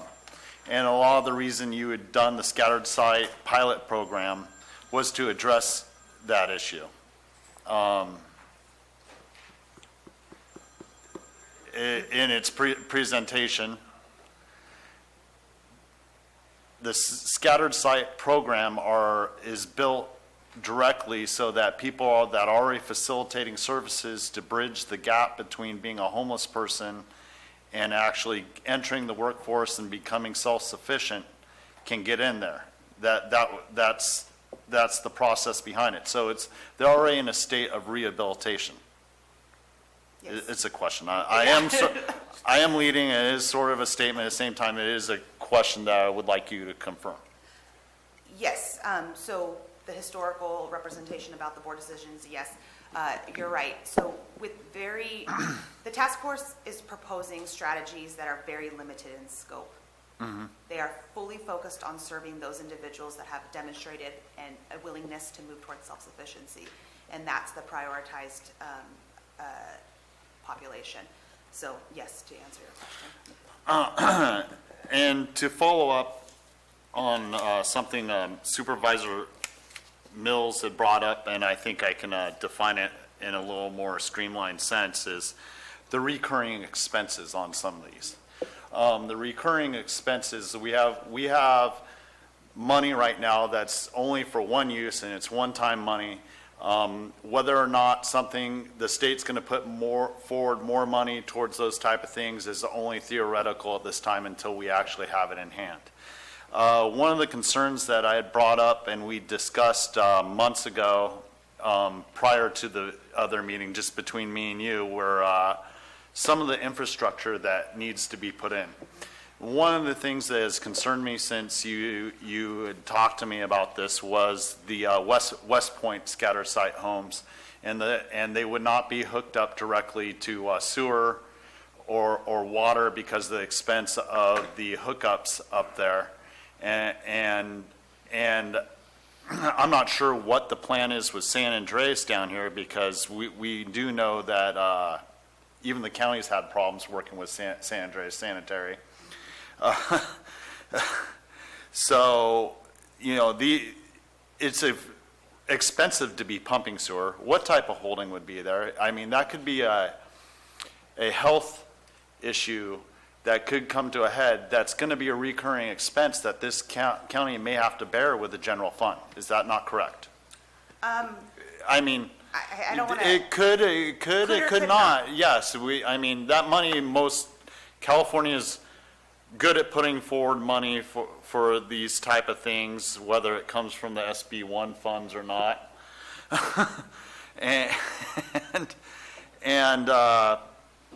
But until that money's in hand, it could be a recurring expense we may have to burden. So let me answer a couple of your questions that you Okay, proposed. absolutely, because I went down a string of them. So in terms of the design of the emergency shelters, right, the smaller tiny homes that are meant to meet that emergency need, the concept, and we've worked with that logistics group. Remember I said that there were 4 groups.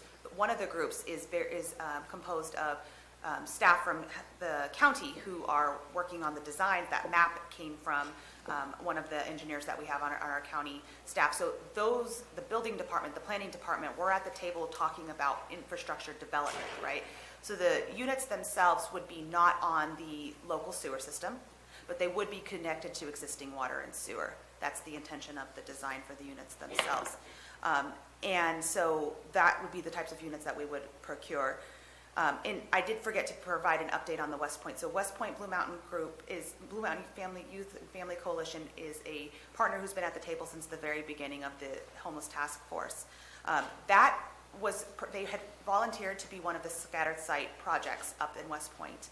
They have since pulled back that commitment, but are still willing to engage and look for solutions for the future.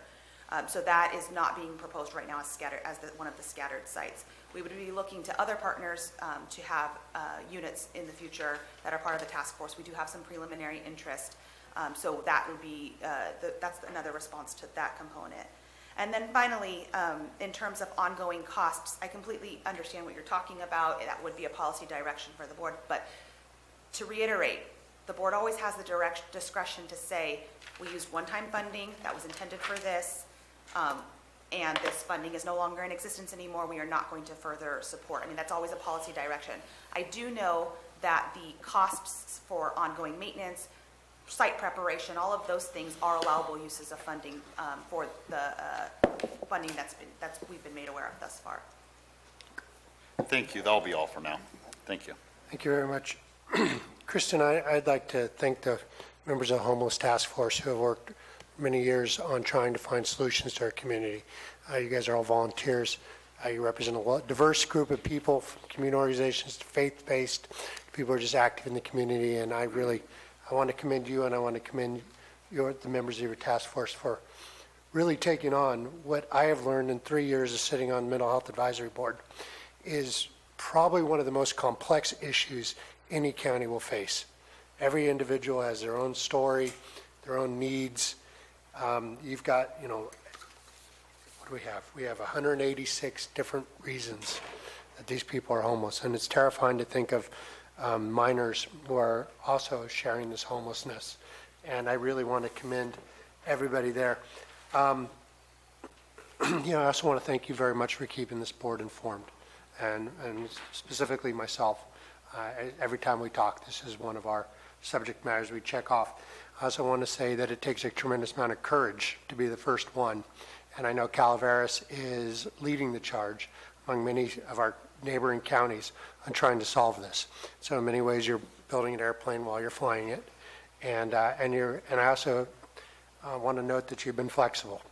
As you've run into obstacles, as we've learned through this process, you brought that up when talking about the need for mixed use, to help preserve people's dignity and pride and all those things that go into is really important, especially when you figure 1 in 5 people in our community suffers or has a risk of this. 1, 2, 3, 4, 5. Could be any of us. But we get to hide in the crew and try to participate in our community. So I really want to thank you very much for all this and trying to find solutions, being flexible, moving forward. And I especially want to thank your volunteers. Have really done an exceptional job.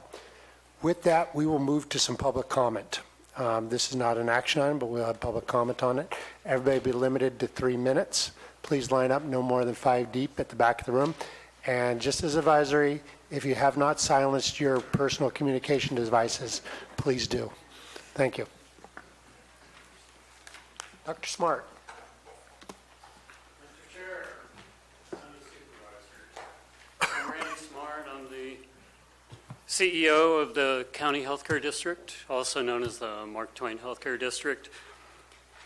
In anticipation of this meeting, our board of directors met yesterday.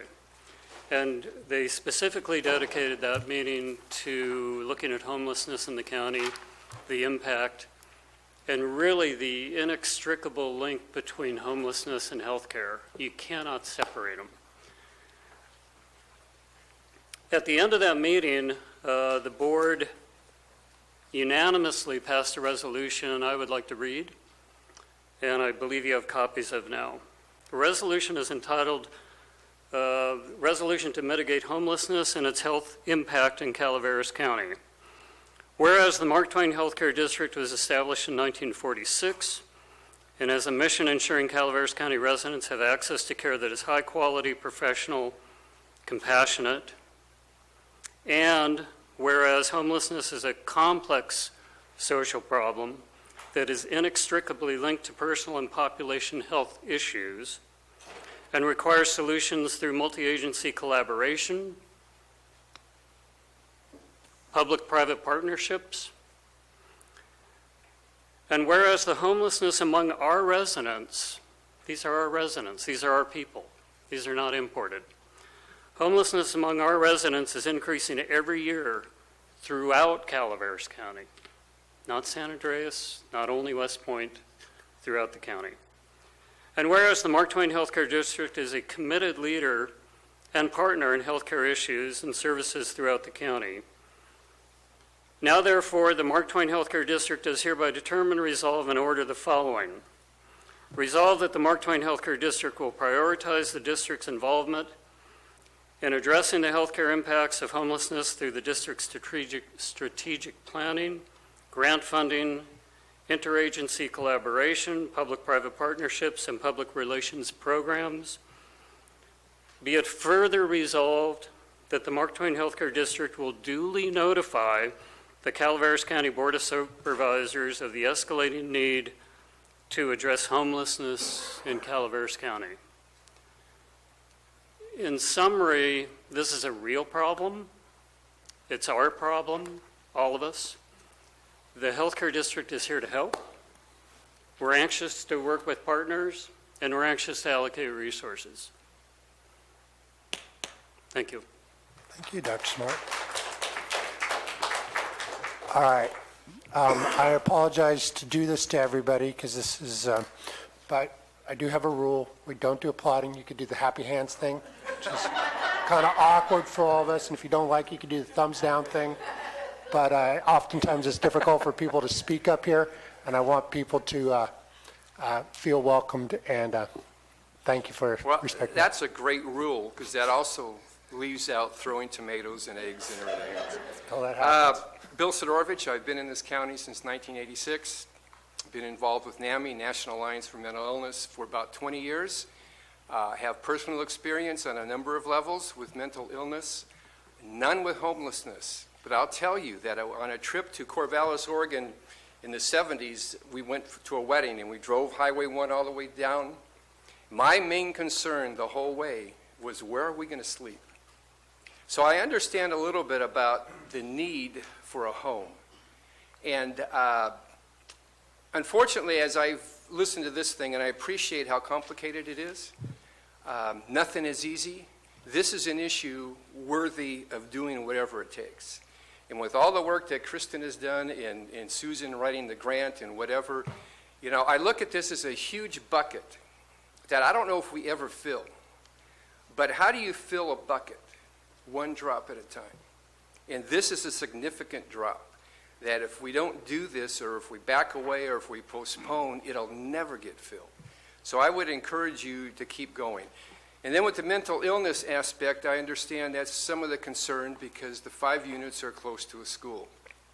Well, I'm a father, a grandfather, and a great-grandfather. So I understand that concern. And like I said, I've had experience with mental illness, some would argue personally, but just with other people. And it can be scary. But these people are all in recovery. And these are not going to be, you know, Jack Nicholson is not going to show up in one of these houses from One Flew Over the Cuckoo's Nest. In fact, I was thinking back there and looking at this room, really a great number of my friends and associates would have, quote, a mental illness. So they are normal people. But beyond that, I like to try to live by a couple basic principles. One of them is doing to others as you'd have doing to you. And if I were homeless, I'd want somebody working for me. And then love your neighbor as yourself. And so I look at these people, whether they have a mental illness, whether I don't like the way they dress, et cetera, et cetera, et cetera. It doesn't make any difference. They're a fellow human being. And I want to do whatever I can in one little drop at a time. So however this works out, you know, I trust our department. Kristen has done a great job. And, you know, when you see a yellow light, what do? You step on the gas. But I am done. So just thank you, folks, and I would encourage you to support all the work that has been done already. Well, Rita?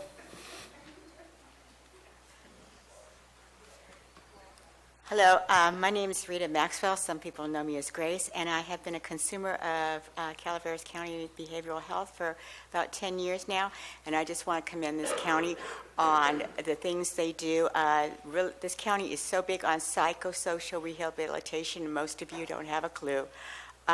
Thank you, Supervisor Stoffer, for your input, and I know that you understand, and also Supervisor Garamendi and your service on the board. I thought the big issue here was the prejudice against people with mental illness, but I'm hearing a few different things now about funding and what have you. First of all, I have been homeless before, but it has nothing to do with mental illness. It has to do with finances, divorce, and just life situations, and all the other reasons that Kristen explained. And as far as funding goes, I don't know if you all know where the funding for mental health services come from, but for those people that don't know, the millionaires in California are taxed, I believe it's 1%, and this money goes into funds which has to be spent on just this subject of mental illness, and this allotment of money that has to be spent on the housing. If we don't use it, we lose it, and we need it. We need housing here. Money is allocated, I believe, every year, and if people are worried about the funds, it's like, I think that's the least of your worries. And to the people that don't understand mental illness, well, maybe they need to take a look around and be a little more understanding and educate themselves. And I guess that's all I want to say, and just thank you very much, Kristen, for all your work and your compassion and your sincerity in the subject. Thank you, Rita. Next speaker.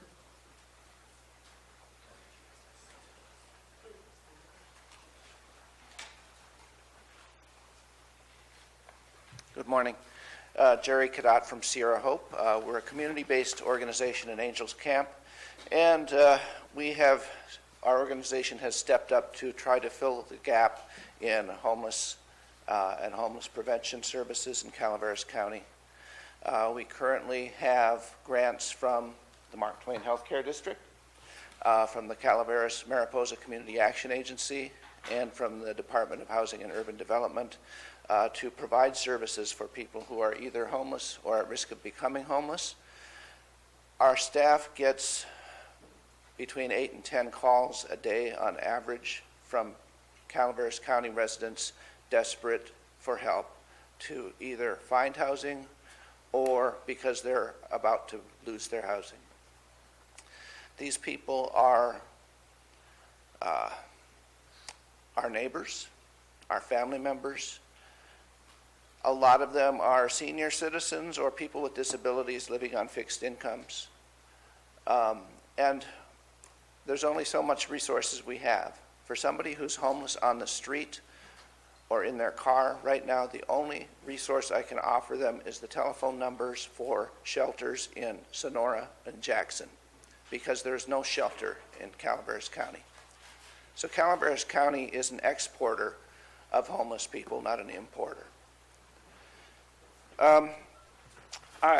One of the things that we work with in the continuum of care is that any agency that's funded in our 4-county continuum uses a coordinated entry system process for bringing people into the system.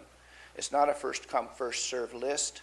It's a way of assessing and trying to determine who are the most vulnerable and prioritizing the most vulnerable people for placement when openings occur or when we can find housing.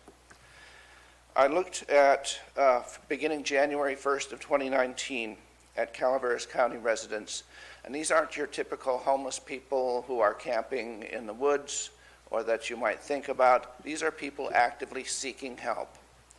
So we had on that list 60 households consisting of 122 people.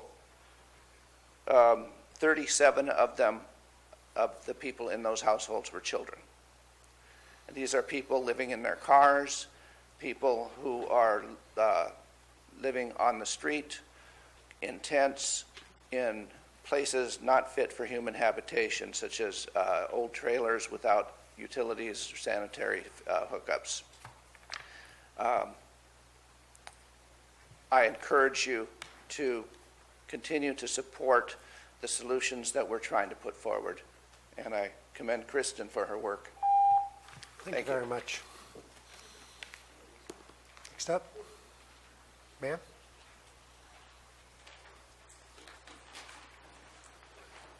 Hello, I'm Diane Heliotis, and I'm a resident of San Andreas.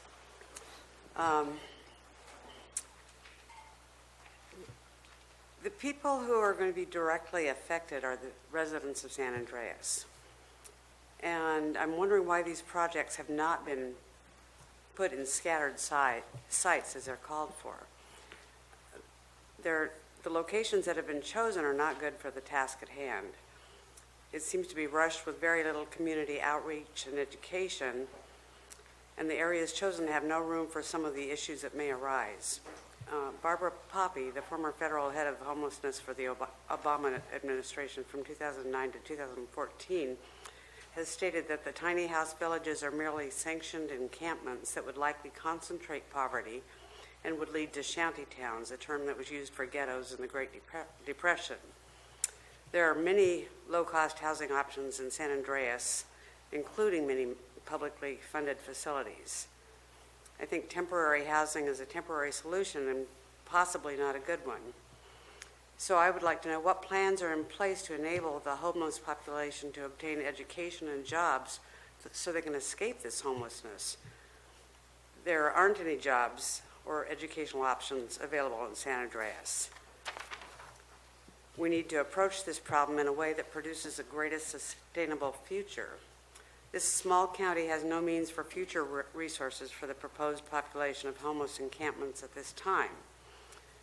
I think we need to start that before we open our doors to a potential nightmare.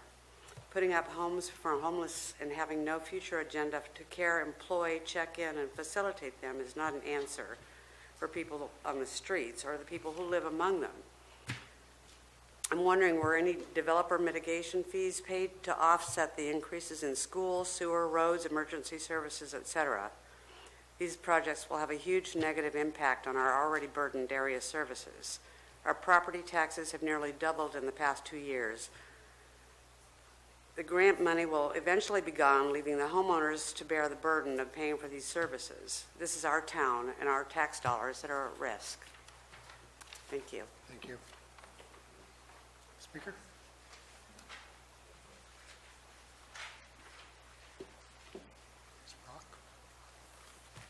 Bravo, ditto. I'm Jennifer Brock. I live here in San Andreas, and I have petitions that various members of the community sought from residents here in town, and there's over 411 signatures on these petitions. Can you please read what it says for us? Thank you. Petition to Calaveras County to cease building homeless shelters and workforce housing within San Andreas town limits. Addressed to the Calaveras County Board of Supervisors, and that would be today, October 8th.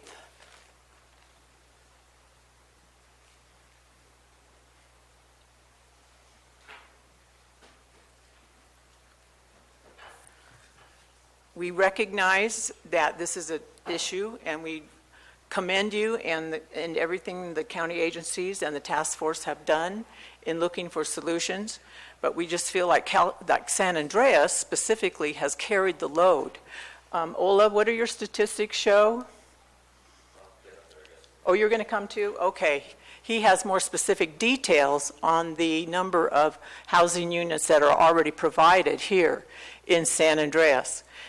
And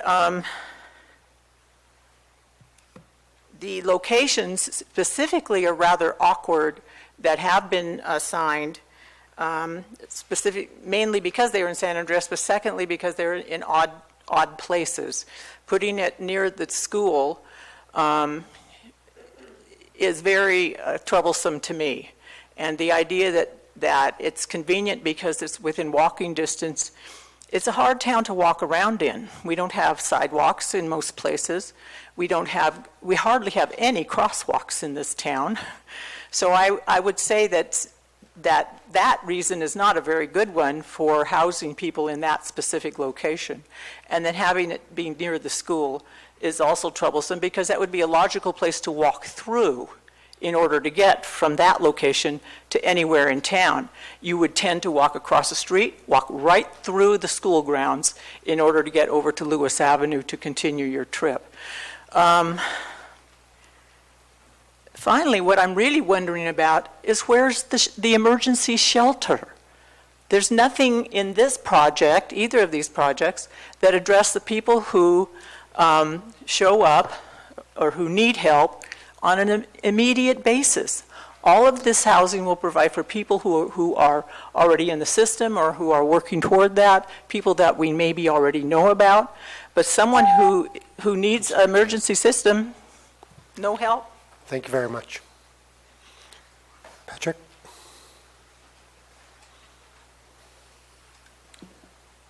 Good morning, everyone. My name is Patrick Mary, and I live in West Point. Heard a lot of good concerns this morning, as same with all the other meetings that I've gone to about this. The theory that if you build it, they will come. I can understand that one. Here's the big problem: it's not built, and they're here. There are our neighbors. There are people we work with.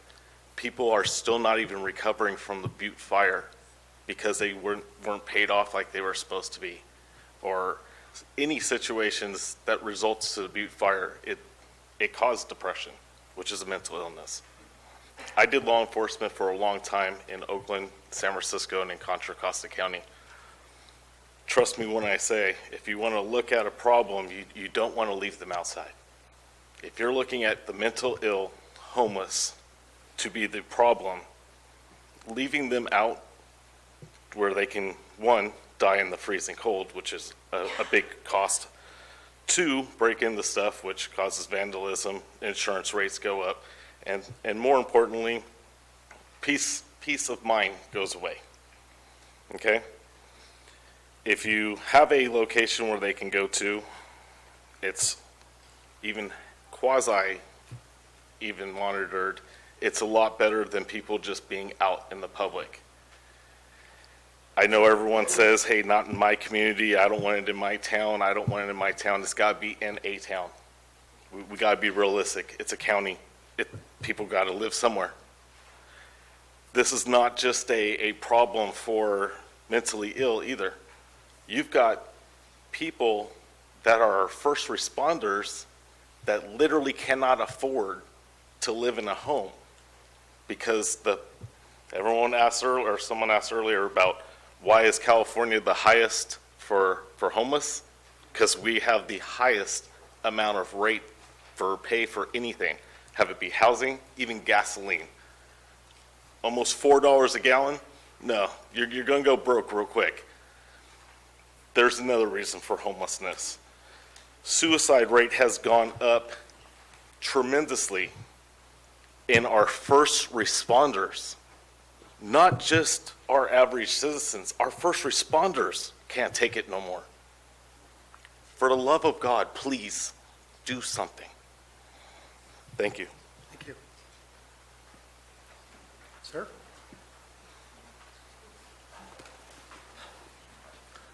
Hi, my name's Steve Lindsay. In 2017, I became homeless.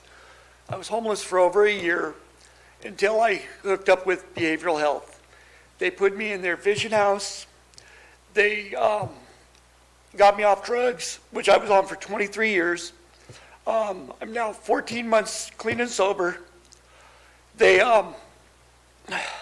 sorry, one of my mental illnesses is anxiety. So, anyway, I would just highly would like the board to highly think about things like the fact that now I am in a stable house. I work. I am now in the process of getting ready to go back to school to become a substance abuse counselor, hopefully in this county. And that's thanks to Kristen, to Wendy, to everybody over at Behavioral Health. Probation. I never thought I'd say this, but thank God for probation because they showed me that people do care in this county. I mean, I was always under the impression that if they're with law, I didn't want to deal with them. But they showed me that if they're willing to put out the effort to help people, all the people need is a little push or a little guidance. And I don't know what I'd do I'd probably be dead by now if it wasn't for the fact that Behavioral Health took me under their wing and helped me out. And anyway, thank you. Thank you, Steve. Steve, congratulations on clean and sober. Al?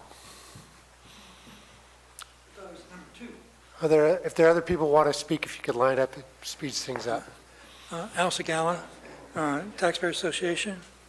Boy, there's a lot of work you've done. Hey, it's amazing. But I wonder if we're asking government to do too much. In a free society, government's not responsible for housing. The people are. Of the 186 people, how many of those people are suffering from a addiction problem to drugs? Is there enough effort being done to help with that? I like to compare part of the problem with a story about training fleas. If you take a jar, take the lid off, put some fleas in there, they'll jump out. You can't keep fleas in the jar with the lid off. But if you put the lid on the jar, they'll tap the lid. They'll tap, and then pretty soon they won't tap anymore. Take the lid off, those fleas will not jump above the lid of the jar. They've been trained. Okay, where you are now is where you previously expected to be. That's true of all of us. This is something that should never be forgotten, because it not only applies to people who achieve things like supervisors. You expected to be one before you became one. It also applies to people who have lower expectations. Remember the jar and the fleas. Okay, if you don't expect to be successful, if you don't expect to have a home, if you feel you're a victim of society or victim of somebody else, not accountable for your own life, guess what? Where will you be? You got it. You'll be where you expect to be. So, part of the solution is already working, and I think the churches do a lot, and also private organizations, and sometimes government organizations help. But the most important thing, in my opinion, is to address the expectations of the people that are homeless. If you solve that problem, you solve the homeless problem. Thank you. Thank you. Tricia?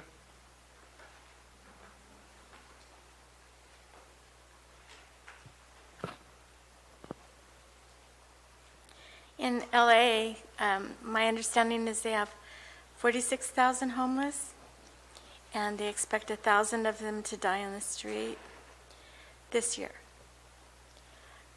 And it's a serious problem.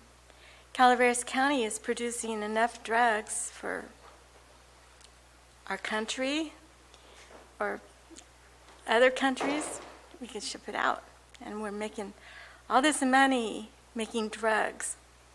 And that's a big cause of homelessness.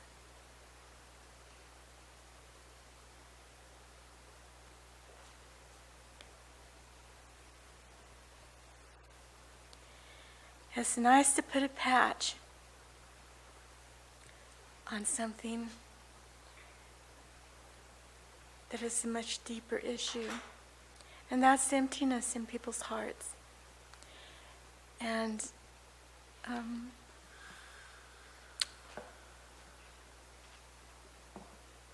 this is a very expensive proposition to address it. Huh?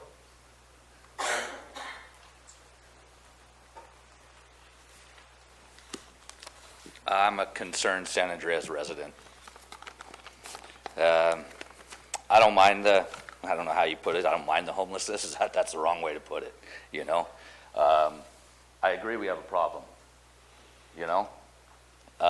Unfortunately, though, it's not San Andreas' problem, and it is. Right now, just going off of our presentation on packet page 338, we have an affordable housing, workforce subsidized housing. It's on your presentation right there, ma'am. It has here listed, we're going to call it 17. With the Choice of Housing Voucher Program, we're going to kind of throw that out for my own statistical program, because that's everywhere, as it should be, scattered.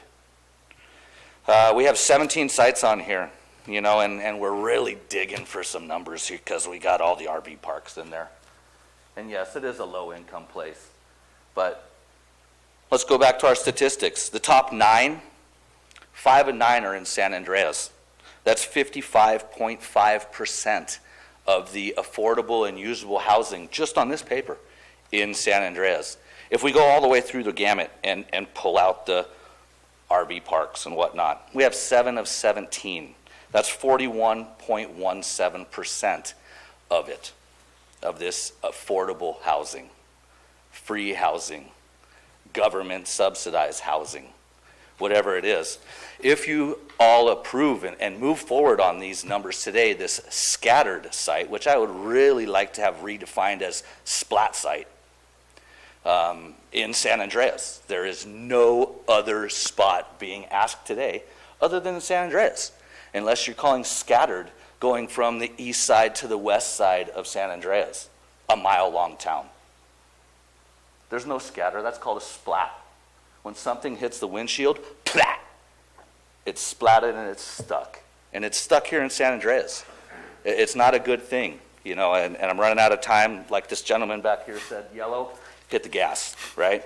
Let's hit the gas. Let's say no. Option C on the homeless unit over here. Negative. We have percentage of visual is a quote. I showed you those percentile numbers. If we move forward, San Andreas has 66.7% of the housing. That's not even to go forward to ask where some of these, the Vision House I found out was in Murphy's, this Promise House. Not in San Andreas. It's not the place. Lessons learned along the way shouldn't be on our foot. Thank you all.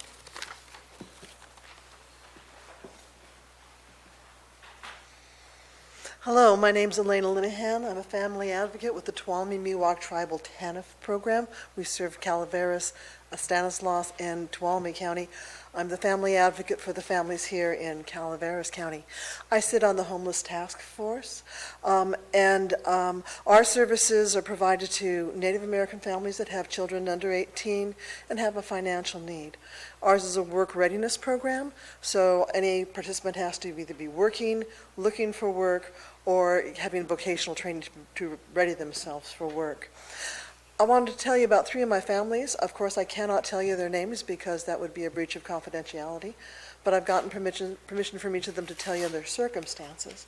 One is a mother of 3 that has 3 boys, has a full-time job, and she was living on property, paid her rent on time, paid her rent on full. However, the landlord's property, they lost their insurance, and the only homeowner insurance he could get, it's a multi-home property on many acres, the only insurance he could get was to have insurance that would not allow him to have a tenant. A lot of people are losing their insurance up here. I'm one of them. I've experienced that myself. So he gave her notice. She spent 300 hours of her time looking for a place to land, and by the time her 60 days were up, there was no place for her to go. That is the sort of family, again, working full-time, paying their rent on time, and now in a homeless situation. Another family is living, a mother and her son, living together, again, works full-time, looking for a place to land. Another family is paying their rent on time. Family of 5, mother and father both work full-time. However, their landlord is going through bankruptcy, and they've been notified that the house that they currently rent may be in front of the courts for foreclosure. They were notified that they would have 3 days' notice to move out. They checked with the county court assistants, the self-help, and they said, yes, usually you would have notice, but in your situation, the bank can give you 3 days' notice. They want to work with the bank once that happens to see if they can become a tenant of the bank. But again, here are 3 families, 11 of your constituents in all 3 families, hardworking folks, working, paying their rent on time, and are in a situation where they are homeless, but they will not fall under your 186 count for who's homeless. They have services available to them through Sierra Hope. We're working with them on things like transportation or moving expenses or deposits, that sort of thing. But when you think of the homeless, you're thinking, sorry. Thank you very much, ma'am. Sir? Morning. My name is Bobby Ray, and I live here in San Andres. And I just want to say, I'm not really good at public speaking. Please don't sweep this issue under the rug, because coming from someone who's lived in both aspects, it's not something that you can just brush under the rug and it'll go away. It's going to get worse. And like I've come from San Francisco. I recently just was in a rehabilitation program because I have a history of substance abuse and mental illness myself. And I came back and there was not one thing that I could do to get housing immediately. There wasn't that, so I had to be homeless, and it wasn't by choice. There was nothing really to go to at first. And I started working with mental health and probation, which thank you. Appreciate you guys. And started getting help. Like now I'm in transitional living, thanks to some of these programs that are around here. And some of these job programs, there is some availabilities, but there's also not an immediate availability. And I just want to say, it's gonna, you say not San Andres, well, it's gonna be here whether you want it here or not, and whether you're willing to help. You know, I've seen it from the big city aspect. It's way worse than San Andres. It's way worse. Like, it's gonna pop up. It's gonna be a presence. It's like you could either have a chance to help with something like this, or not. You know. And thank you for your time. Thank you very much. Jen? Morning. I'm Jan Casey. I was a nurse for 40 years, and so I well know the impact of homelessness on healthcare. That's not what I want to speak to today. I've been to the meeting in San Andreas and to the one in West Point, and then again here today. And I keep hearing objections, the same objections that basically boil down to not in my backyard. And I want to commend this task force on coming up with working for as long as they have and coming up with what I see as a very comprehensive program that addresses the long-term issues with homelessness, not just putting up a homeless shelter that will give somebody an overnight place to stay or a place for a week, but looking more at long-range solutions. And I guess what I want to say to this whole group, I think there's two things we all agree on. One is that homelessness is a problem, an issue in this county. Two is that it's not getting better, it's getting worse. And so to me, these guys have been working for 2 years. It's time for everybody to put up or shut up. Either come up with a better plan, which I don't hear from anyone, or support these people and let them move forward.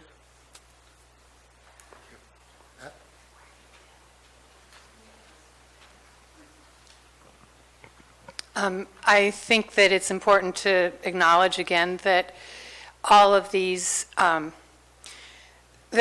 Kristen has come before this board many times in the last couple of years, and this has been in the newspaper.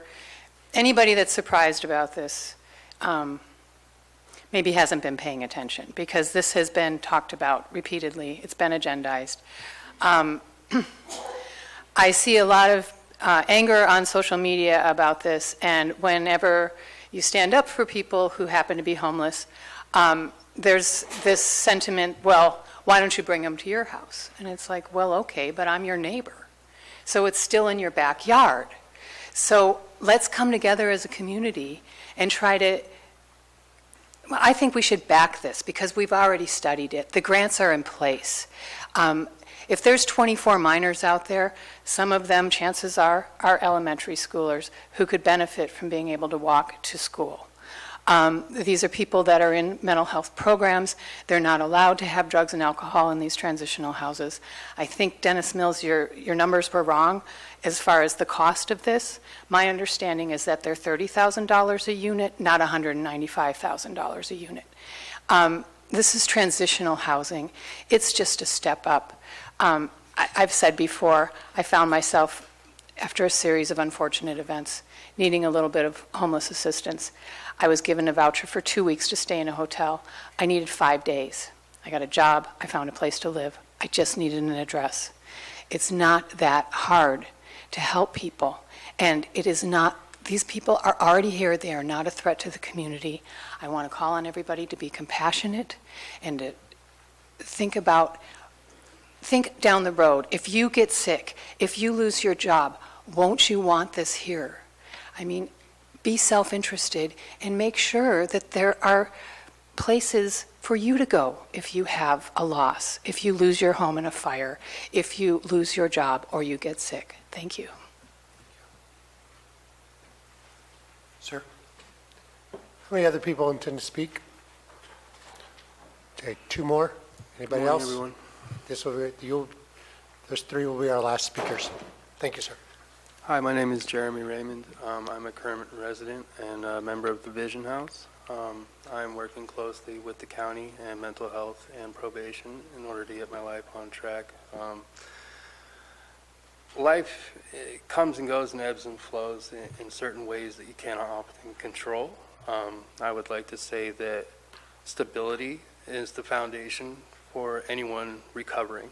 and having a place to go and help stabilize and stop the bleeding, eventually you will get off your, out of your situation and out of any circumstances that you are that are holding you back. With support and with housing, and whether it be temporary or permanent, it gives you an option. And like she said, having an address, having a place to where you can have mail sent, having a legal, place of residence to where you can apply for a job and say, yes, this is where I live. This is my phone number. This is where you can get a hold of me and contact me. Those small, tiny things, those little aspects will help any person in a destitute state get reformed, get back on their feet and get their, their axe swinging again. Because how else are you going to get out there without a place to start from? Frankly, it doesn't exist. And if you're in a constant state of downward spiraling, and you're constantly going, man, I can't make it. I can't do it on my own. I need help. Where is this help going to come from? Where are these resources at? Well, they're not available in the place I live, so I have to go elsewhere. And I think that a lot of people want this problem to go elsewhere. Unfortunately, the problem exists here. So in order to, basically rationalize everything for everyone, if the problem exists, just address it. If there's a solution available, try and support it, because it's not going to get better on its own. Thank you guys very much for your time, and I hope you have a lovely day. Thank you very much. Cliff?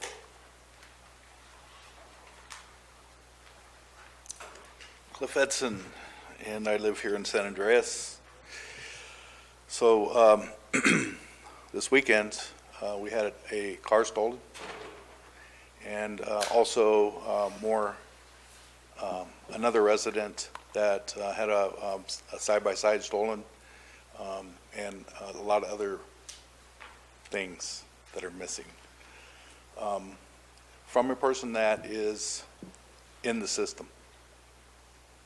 But the law is kind of weird because it doesn't really allow the law to act and get these people unless they catch them in the act. So this stuff gets fenced off really quickly somewhere else. I live right down here in the middle of it all, basically. And I've been dealing with it for about 10 years there. Been broken into myself. My house has been burglarized. My business that we had here was burglarized 11 times. It's concentrated in San Andreas. And I'm not saying that all homeless are like that. I know quite a few folks, in this crowd even, that I would rent a room to. They're good people. But this isn't the solution, what you're proposing here. Now, from what I heard and what I'm seeing throughout California is the cost of housing. One of the sites that you guys picked was a site that David Seidel had for years. Years and years he had it. Wanted to build on it. You wouldn't let him for various reasons. And now that he has given it up and sold it, all of a sudden now the county can afford to build on it, but he couldn't. So you want a solution? Why don't you offer some of these folks that want to build here a deal and let them build lower income, lower costing units? Let it be privatized. Government isn't going to do it. Where are you going to stop with that? My house, we invested in. Everything that we had, our business, we invested in everything we had. So as we move on here, are we going to just drag the people that invested everything they had lower and lower and lower to compensate? I don't think it's fair. So we're victims too. We all want to help. I don't think there's anybody in here that doesn't want to help, but the solutions need to be solutions that work and work for the community. Thank you. Thank you. Ma'am? Hi, my name's Diana Inslee, and I'm from West Point, California, and I'm a member of the board of Blue Mountain Coalition for Youth and Families. And due to the outcry of the uneducated people in our community, they came to the meeting and were unaware. They didn't ever read Calaveras Enterprise that posted numerous articles about the homeless task force and what steps were being developed and the progress made. They showed up at our community all in an uproar that there will be no homeless people in our downtown area close to our schools. Well, homeless people are everywhere. The VFW doesn't know that we had a homeless man living next door to them for 8 years who provided services. He was a vet. He only had a couple $100 a month income, and we let him work at the community garden and live in the old dilapidated building. Anyway, speaking to the youth that are homeless, I can speak to 2 in West Point. About 2 years ago, we had a young boy, 16 years old, named Alex, and his mother kicked him out, and he was trying to couch surfing around West Point, and he ended up frozen to death at the end of my road on the river. Another homeless girl who spoke at our town meeting, Natalie, I shouldn't say her name, she is homeless because her father died. She's not homeless because of some horrible thing. She could go live with other family out of the area, but she's under 18 and wants to finish high school. She wants to graduate before she goes out into the world. She could leave and go live with some family member, but never finish high school. And that's why she's homeless in West Point under the age of 18. The other thing I want to talk to about is the methodology of counting. It changed. That's one of the reasons that the numbers went up in Calaveras County. It's not an enormous increase, but the methodology was not as accurate previously of how they did the counting because we didn't have enough people out there on the streets doing the interviews and doing the counting. Therefore, we got a few more numbers this year. That doesn't speak to the issue and how many homeless people there really are in a community. And lastly, the cost per square foot, you need to get your calculations straightened out. I have $100 a square foot to build it. Anyway, Blue Mountain Coalition for Youth backed off because we need answers, more fixed answers, and to answer to our community before we can move forward. So we're waiting for the county and Kristen to provide us with more information before we move forward. We did not move it off of our plate. Thank you.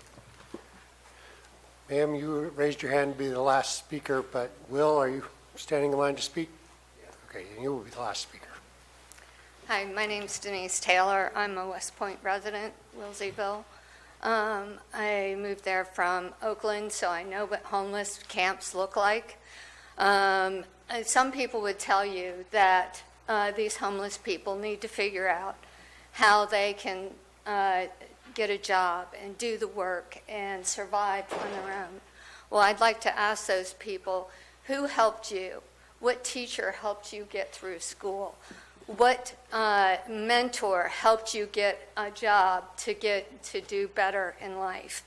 What rancher gave you advice that got you, that had you successful and to be able to be in a home? That's all these people are asking for, they just need help, and nobody does it alone. You have to have help. The other thing is that, not in my backyard. Well, let me say something else. I've always lived the principle of treat yourself or treat others the way you would treat yourself, and that's what I would ask you to think about. Because if we don't treat these people like human beings that need assistance, then you are doing yourself a disservice. And I was brought up in a religious family, and I was always taught to love thy neighbor. Well, these homeless people are your neighbor. Whether you see them or not, they're there. I work the West Point Community Garden, and I see 3 people on a regular basis that are homeless in downtown West Point. Please consider things, and if you don't like this plan, come up with something else. Don't just put it off to the side. Thank you. Will, you'll be our last speaker, and then we'll go to answering your questions, Kristen.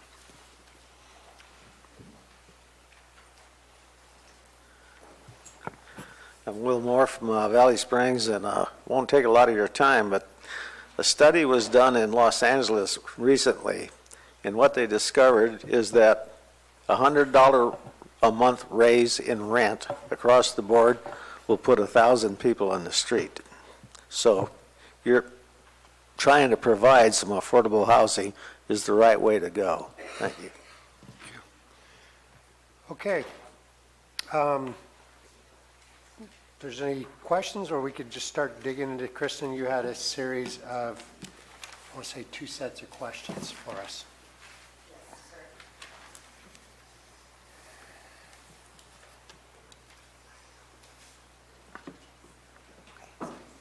So the first policy direction that is the board, we are seeking from the board is to evaluate the various options and provide direction to staff as it pertains to the homeless emergency aid program. So this is the emergency shelter pilot project that is being proposed, and the options are before you.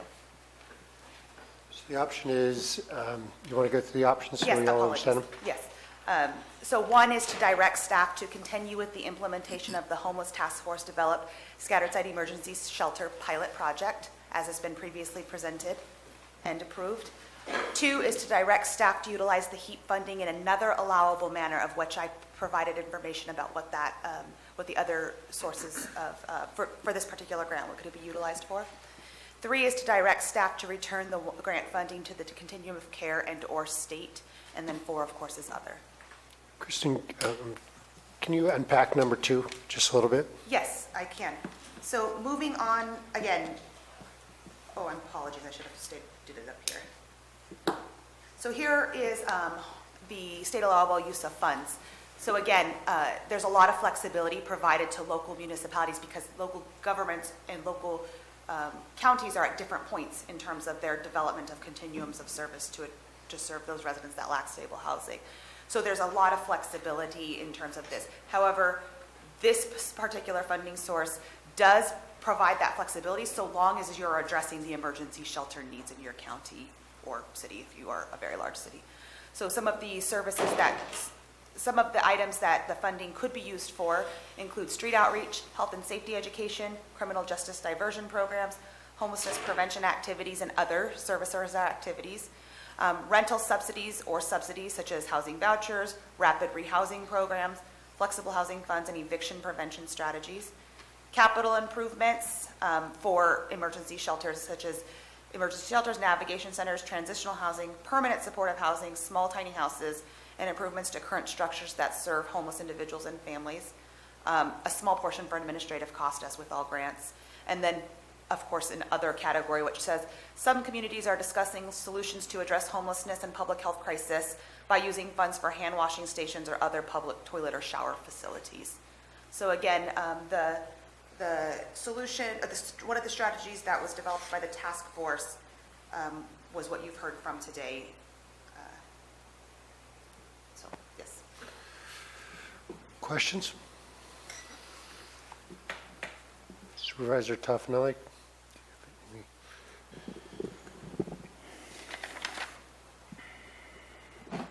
First off, I want to say I understand, and I'm included, everybody's compassionate about this. It's something that in this day and age right now, in 2019, it's a problem everywhere in our nation, not just specifically in Calaveras County. And I think it was pointed out many times today by many different people on either side of this situation, that we all do care and want to do what we can to help.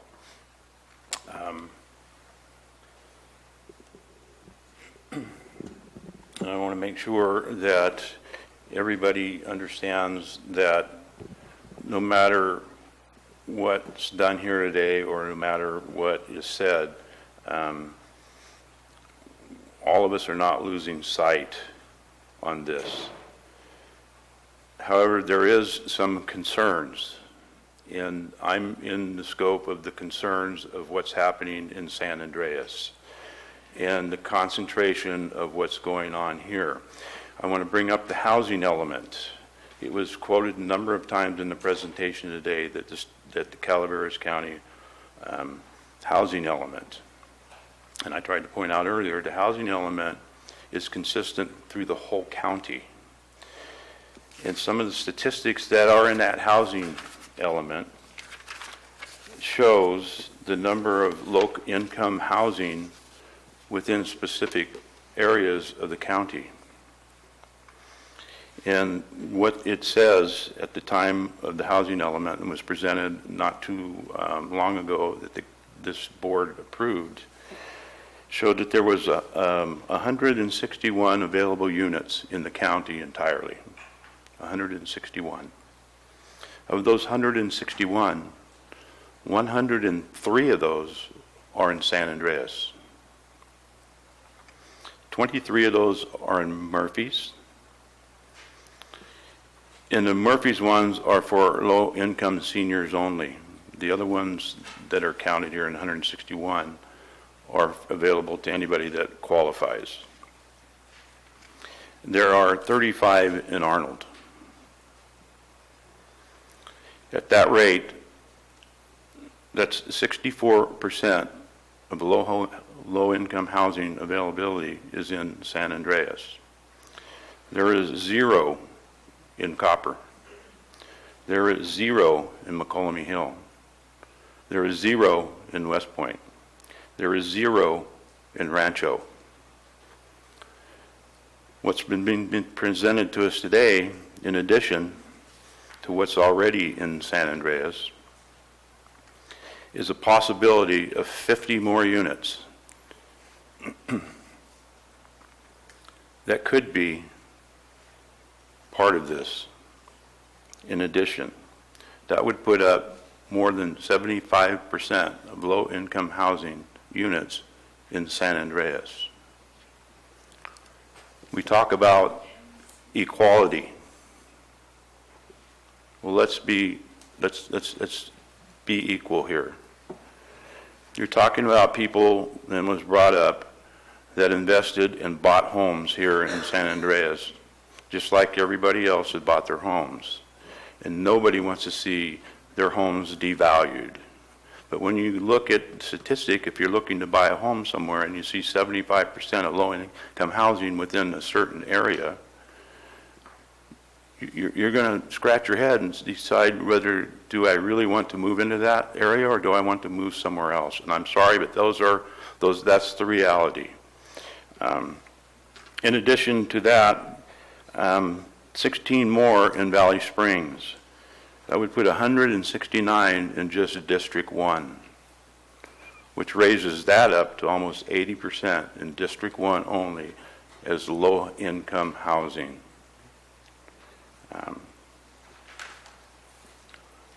The tiny house project, which is what this is right here,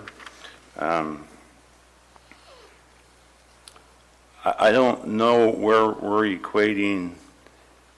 There's supposed to be emergency shelters, so when it was presented to us, emergency was pressed, and we talked about Butte Fire, that they would be located there, and when we had some emergency, like evacuations, that we would have somewhere for people to go. It transformed into, we're now going to house a homeless there, and the thing that really concerns me about it is, one, it's by the library, and two, as been said earlier, we've relaxed the building codes. And there's nowhere, apparently we're going to have to pump out or some type of sewage system to accommodate it because there's no infrastructure there for it. Again, these are mobile, as she showed on the picture there. They're on a trailer with wheels. You can hook them up and move them.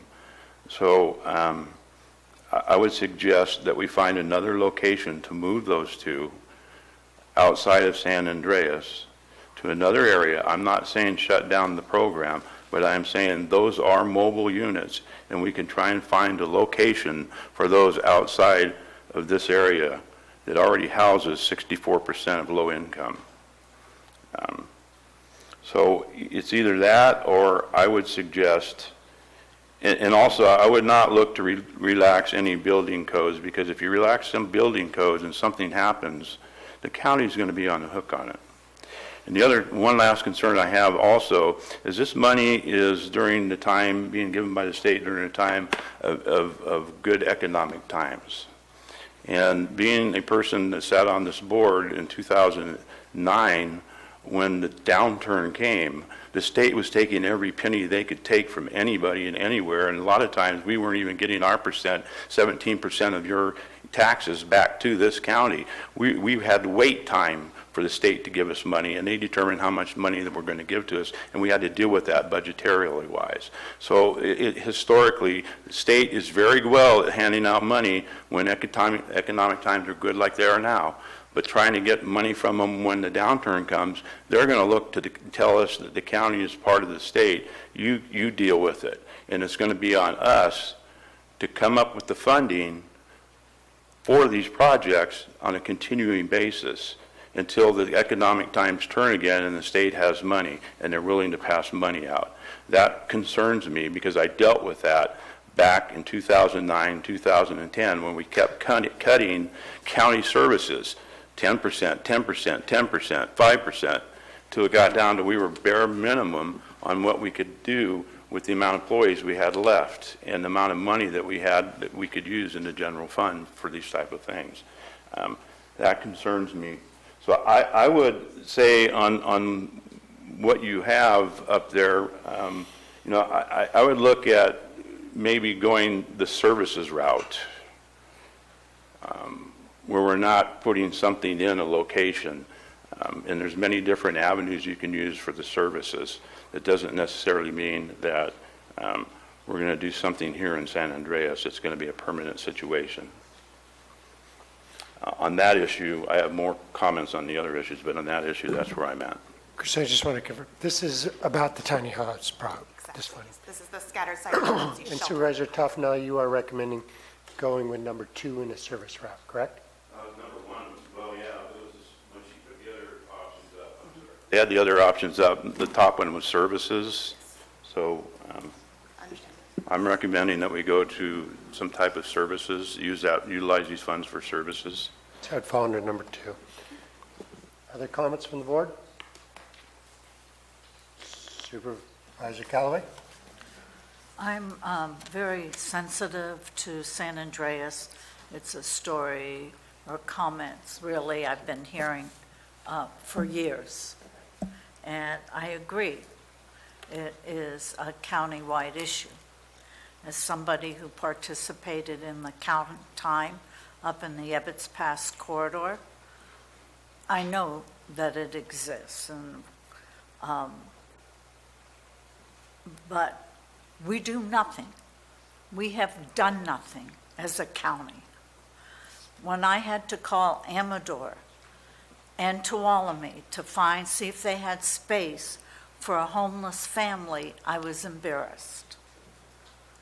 We have nothing. And yes, this is maybe something difficult for all of us to grasp to, but we must, as Pastor Sidorovich said, one drop at a time. I've worked in a refugee camp last year. Our homeless problem is minimal compared to what I saw in a refugee camp. So I came back thinking, what kinds of things can I do in my community? And I agree San Andreas shouldn't necessarily be the seat of it, because I'm looking for places. I think there should be tiny home projects all over the county. And I'm hoping West Point can come to a resolution. I'm hoping that I can find a spot in Arnold or Murphy's area. We had one, and the place where it was going to be, they pulled out. I mean, the churches in my district, as I'm sure in other districts, do a lot to help the homeless. And for that, I really appreciate what they do. But like Sierra Hope said, we have nothing here. And when are we going to step up and do something? And now is the time for us to do it, as uncomfortable as it might be. I mean, I will commit to trying to find and working with the people in my district to find a place for tiny homes, because I agree with Supervisor Tuffanelli. It is an issue, and under the housing element, it belongs all over the county, because it is an issue all over the county. And if we don't do anything, we're still paying. We just can't see it, because we don't have any tiny homes, because we don't have a shelter, because we have nothing to say to the people in our community that this is where you can go, this is how we can service you. So, yeah, we might cut budgets, but they show up in an ER room, they're taken care of. They show up in Health and Human Services, they're taken care of. We just don't see it. We don't see it as a board because it isn't general fund money. It's state money. So, I mean, we're paying for it one way or the other. Workforce housing, I'm sure all of my colleagues, and I know I hear from constituents all the time about workforce housing, and including the department head, I will not mention who, saying that his employees, now you know it's a man,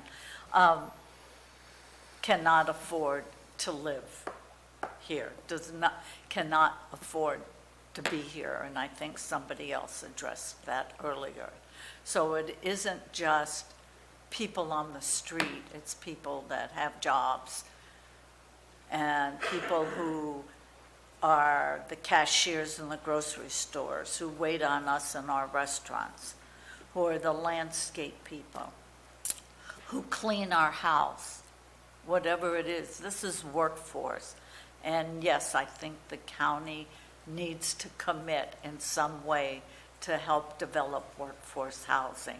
I know Mr. Segala, wake up, Al, I'm talking about you, said, well, let all the private people do it. And Mr. Edson also mentioned a developer. Well, yes, he wanted to build apartments, and it was drama, and we can't have it in our neighborhood, so we changed the apartments to condos, and it went through.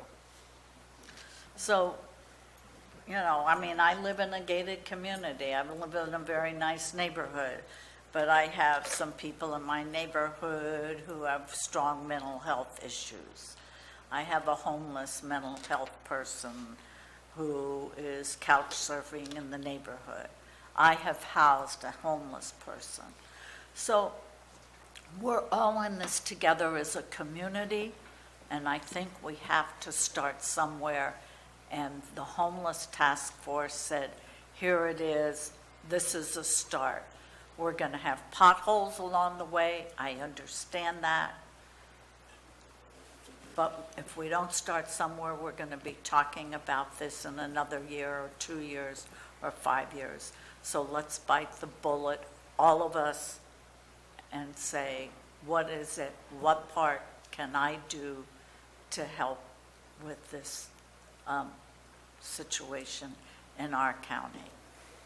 So I am going to ask staff to continue with the implementation of the homeless task force, scattered site, emergency, sheltered, and the key word there is scattered. I think all of us as supervisors also need to work with people in our district to find places for this. Thank you. I just want to clarify, you're saying to continue with it, but not in San Andreas, find places outside of San Andreas for that? No, I'm not saying that. Well, you said you agreed with me. Plus, I want to ask where this refugee camp was that you spent time in. It was in Greece, on a small island. Let's go, guys. We got 10 minutes to lunch. Supervisor Stopper. Both these supervisors have very good points. when someone says not my backyard, we have to look at, right now, you go outside of Valley Springs, on certain properties, there are homeless camps out there. You go down into Rancho, and down by the river, there's a homeless camp down below Seagull area, down there by the river. And there's a multitude of other spots I'm sure that Kristen is more than aware of. So the homeless issue, regardless of where you're at, affects us for the most part everywhere. Less so the farther you get up the hill. Bear Valley, there's not so many because they'll freeze. But the unfortunate issue where the young person had passed away in West Point struck a chord with me, along with, along with any minor that's been through an unfortunate situation that puts them out in the cold. But San Andreas has borne the burden of a majority of this throughout the years. Now, whether you pull numbers from the housing element that was put together a few years ago, that may be slightly different than what is actually on the ground today, it doesn't matter. San Andreas bears a majority of these homes here, and we drive through here to get here on a daily basis. San Andreas is not the same as when I was a kid when I came here. It's, I don't want to say sad because that's not the right, it's disappointing sometimes when I drive through here. But the homeless are on the streets in Valley Springs also. And I do say Valley Springs because regardless if there's an imaginary line per district for District 5 and District 1, our communities are interlaced and entwined extremely down there, as we are with the rest of the county. I think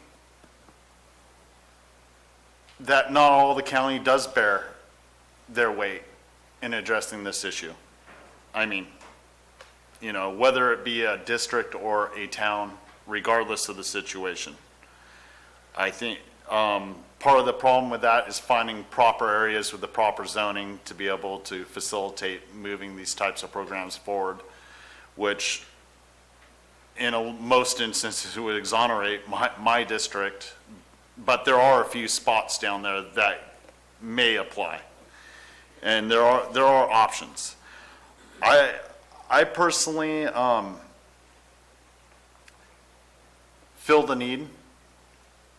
I appreciate the work you put forward because I think a lot of the concerns that people presented are addressed with what you put forward in this pilot program. We aren't putting the same type of homeless shelter that we're here that you would in San Jose or San Francisco, where it's 100 people in a very tight apartment style place. You're looking 5 small units, and I appreciate that, but I think personally, I mean, we've heard different options and everything. Personally, I'm willing to look at our options on how we address this and having you provide option to us so that we can consider what the best avenue is, so for the benefit of the community as a whole, not just the 180 some odd have a need. We acknowledge that, but there's 45,000 people in this county, and we need to benefit the community as a whole. So I think us looking into this further and you bringing back different proposals on possible other sites or how else we could proceed with this would be beneficial to the community as a whole.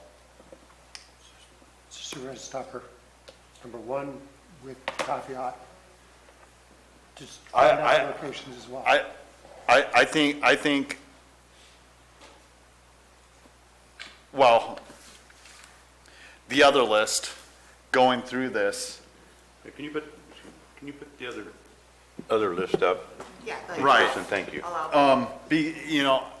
I get where you're going, Supervisor Garamendi. I think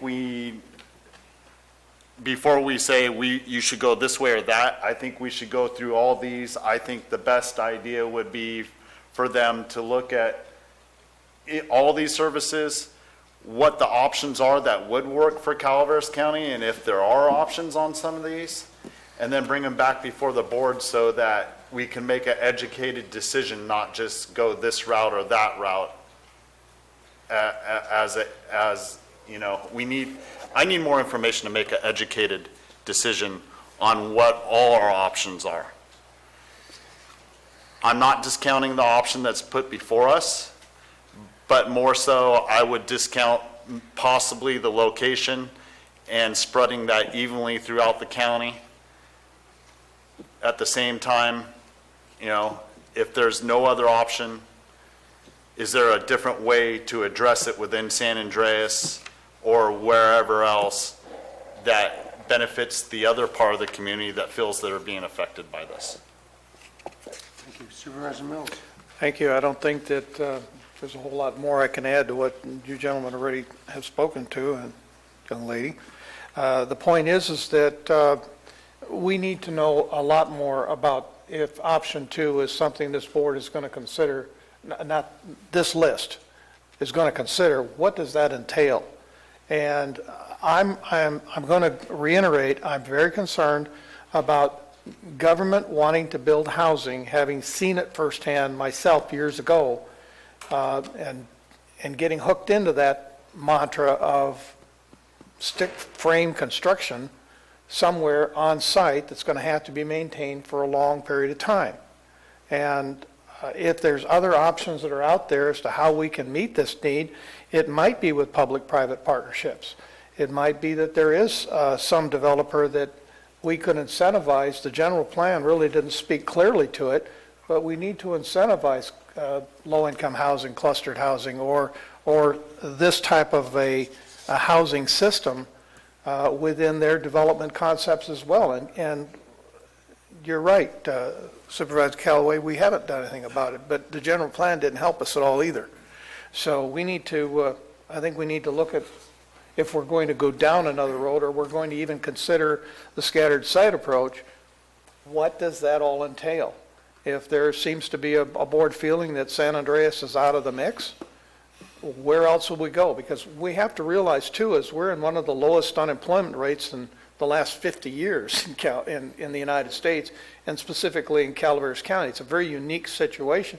It creates its own unique challenges because not having those jobs available easily puts them back into dependent upon services, especially government services, to maintain any kind of lifestyle that they have. So I want to be sure that, for instance, we're discussing this with Angels Camp. I think that they have a role to play in this as well. There are jobs there. One of the reasons that we go to the other two counties is there's jobs there. There's availability of services that we don't provide.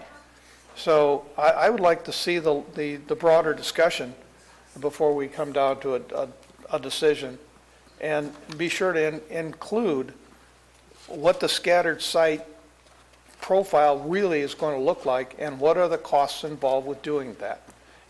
If we take it out of here, we put it over there, what's it going to cost? So 1/2? All right. Kristen, we're gonna finish this item before I let everybody go to lunch. We've talked about this long, we need to wrap this up. I'm going to continue to support number 1 because you've shown the flexibility of adjusting when things get difficult. So, for example, we're not saying never in West Point, we're saying, hey, the community had some really legitimate concerns, and we have to answer those questions before we can move forward. Make sure we ameliorate those things. I think the same thing would apply with San Andreas, but I think to Supervisor Toffanelli's point, we can't stack it all on San Andreas. We're trying to do our part by looking in District 2, I hope, and Supervisor Callaway is committed to working in her district. I'm sure Supervisor Mills and Supervisor Stopper feel the same spot, same thing. I'm sure there's a good spot right next to Saddle Creek for you, Supervisor Mills. Just trying to line things up a little bit. So I think that, so that's my vote. So you've got a mixed bag. Do you need greater clarification, or does that give you something to work with? I just want to remind the board that this funding needs to be obligated, 50% of it needs to be obligated by January 1st of 2020. So that's a item that you should remember, and then it has to be fully expended by January of 2021. So just consider that. We can return to the board with more information about if we're going to look at maybe utilizing the funding for different reasons. We can bring some other scenarios to the board for number 2, and we can do that in as quickly as possible. I can tell you that we have, as a task force, grappled with the various options. We've looked at centralized shelters. We've looked at the various services. We've looked at, and we had tried to, in previous board meetings, communicate what that thought process and what that went into it. But if further direction is requested by the board, we can bring that and then propose our next update to be more focused on numbers 1 and 2 with. Kristen, we need to have 50% of this $300,000, is that correct? So that's roughly 350,000, so roughly 3 tiny houses? Yes, I mean, that's the requirement of the overarching funding sources. I don't want to just pencil it into it has to be this. I'm just saying the funding source as a whole needs to be into contract, which could mean a plan, a procurement, start of a purchase order or something like that. Well, obviously, this is an evolving conversation, so maybe we can come up with something before the end of the year. Yes. That codifies that $150,000 and how we're going to spend it. Maybe a mixed approach, a couple houses, a couple assistance programs, and then bring it back, and then we could continue this conversation in the new year for the second tranche. Okay. Does that work for the board? I should get a poll on that. That's kind of a wishy-washy approach, but Supervisor Toffenali, your district is primary. It's my district. This is District 1. I represent District 1 and San Andreas. And I'm telling you, I do not want this in San Andreas. So if you want to come back with 1 and 2 and mixed bag, we need to look at other places that you come back and tell us that's outside the realm of San Andreas. They have their share. When you guys get 64% in your districts, then we can talk one-on-one what it is. But I'm telling you right now, it's San Andreas, I will not support one way at all. We need to get them out of here. And these particular items we're talking about are mobile. They're on a trailer. You can hook them up to a pickup truck and tow them. They're supposed to be emergency shelters, not a permanent setup to where they're there permanently and we keep people in and out of it. And because this guy doesn't have a home, it's an emergency. It could be, but the way it was sold to us was an emergency, like the Butte fire. It needed somewhere to house people that lost their homes. So, Kristen, that's fine. Circle back and try to come. You had a second question? This is about the school site. Yes. So these are the options surrounding No Place Like Home. Direct staff to continue to partner with Stanislaus Regional Housing Authority to develop up to 5 No Place Like Home permanent supportive housing units at the Gold Strike location, as has been previously presented. Direct staff to work with the Housing Community Development to reject the No Place Like Home award and request the Stanislaus Regional Housing Authority develop Calaveras Court for workforce housing or similar purposes, and then another. Supervisor Toffenali, your district, you want to lead? Sure. I'm not sure how this ended up where it is. Across the street from an elementary school, I cannot vote for this at all. Just the fact that knowing whether I'm a supervisor or not, 5 years down the road, 2 years down the road, if something ever happened, because you can't predict people's in what they do. If something ever happened at that elementary school, I couldn't forgive myself for voting for something like that. Whoever came up with this, you think it would be the only R3 zone in the county. That's not true. I just can't see voting for something in the location that it's at. Given the fact, which was a conversation with Kristen, these people have no oversight. There's no oversight. They're just like, here you are, move in, and there's no oversight even to the fact that they have to report anywhere on their condition. They can just move in there and live there. That's another issue that I have, given the fact that where their background and their history, not saying everybody's bad, that's not what I'm saying. Everybody's homeless is not bad, as we had testimony, and I know homeless. My business is located in the major part of the homeless camps. But just the problem of it, one, again, in San Andreas, and two, across the street from an elementary school. I just think that it can be located outside of San Andreas, somewhere else, in an R3 zone, and not across the street from either an elementary school or a high school or any type of school, a daycare center. To me, if something happened, again, and I voted for that, it would hound me for the rest of my life that I had an opportunity to say no, and I didn't. Supervisor Mills? Yeah, I just want to go back. The property, they've already purchased it? You know what the purchase price was on it? $55,000. Okay, not bad. Page 314, the last statement there, December 18th, it says, apply for $905,000 to develop 5 units of permanent housing. Please don't question my ability to understand accounting. That's $181,000 per unit. That's not including the land cost, the acquisition costs. So I just still say 181,000 is too high. I would be in support of number 2 here.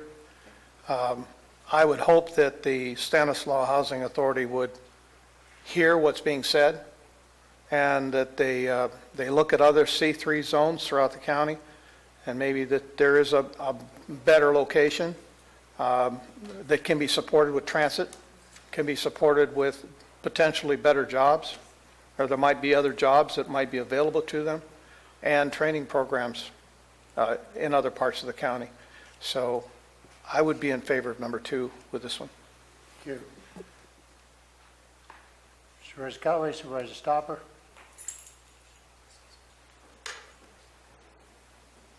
All right. Mr. Chair. Supervisor Callaway. Again, it goes back to we're doing nothing. And I didn't hear anywhere where it would be, where the housing, where what was, anything that was built would be less of building codes. I thought I heard the director say it would be built to whatever the building codes were.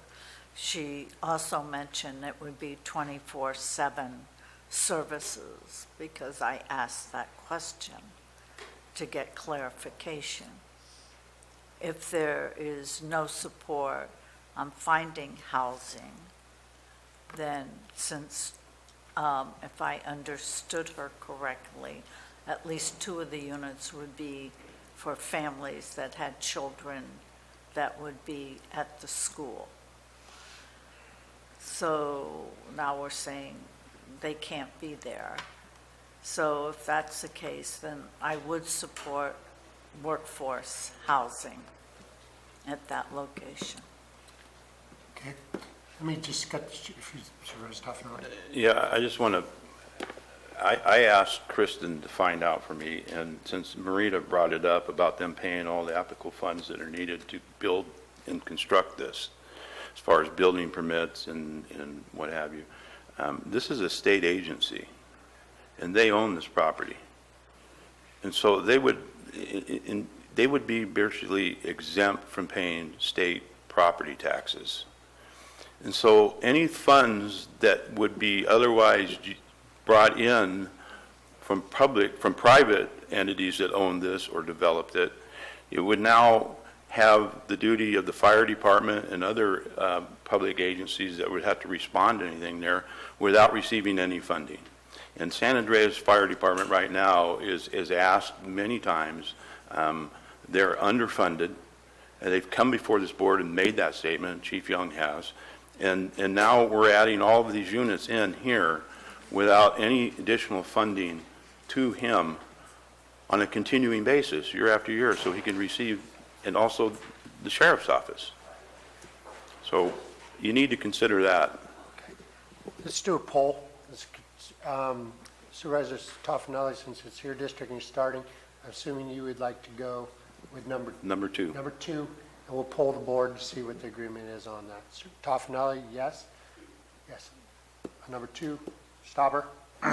I would support the district's supervisor's recommendation for his district. Supervisor Mills? Number two. Supervisor Callaway? I prefer one, but since I'm outvoted, I'll support two. And I'll respect the city supervisor who represents it, two. Are there other questions that we can answer for you? Nope, that was. Kristen, I'd like to thank you. That was almost a 2-hour and 45-minute briefing. Sorry. So we may have set a new record, but it's important to the community and I appreciate it. Yeah. We will come back at 1:30 for a special meeting on power shutoffs. Thank you.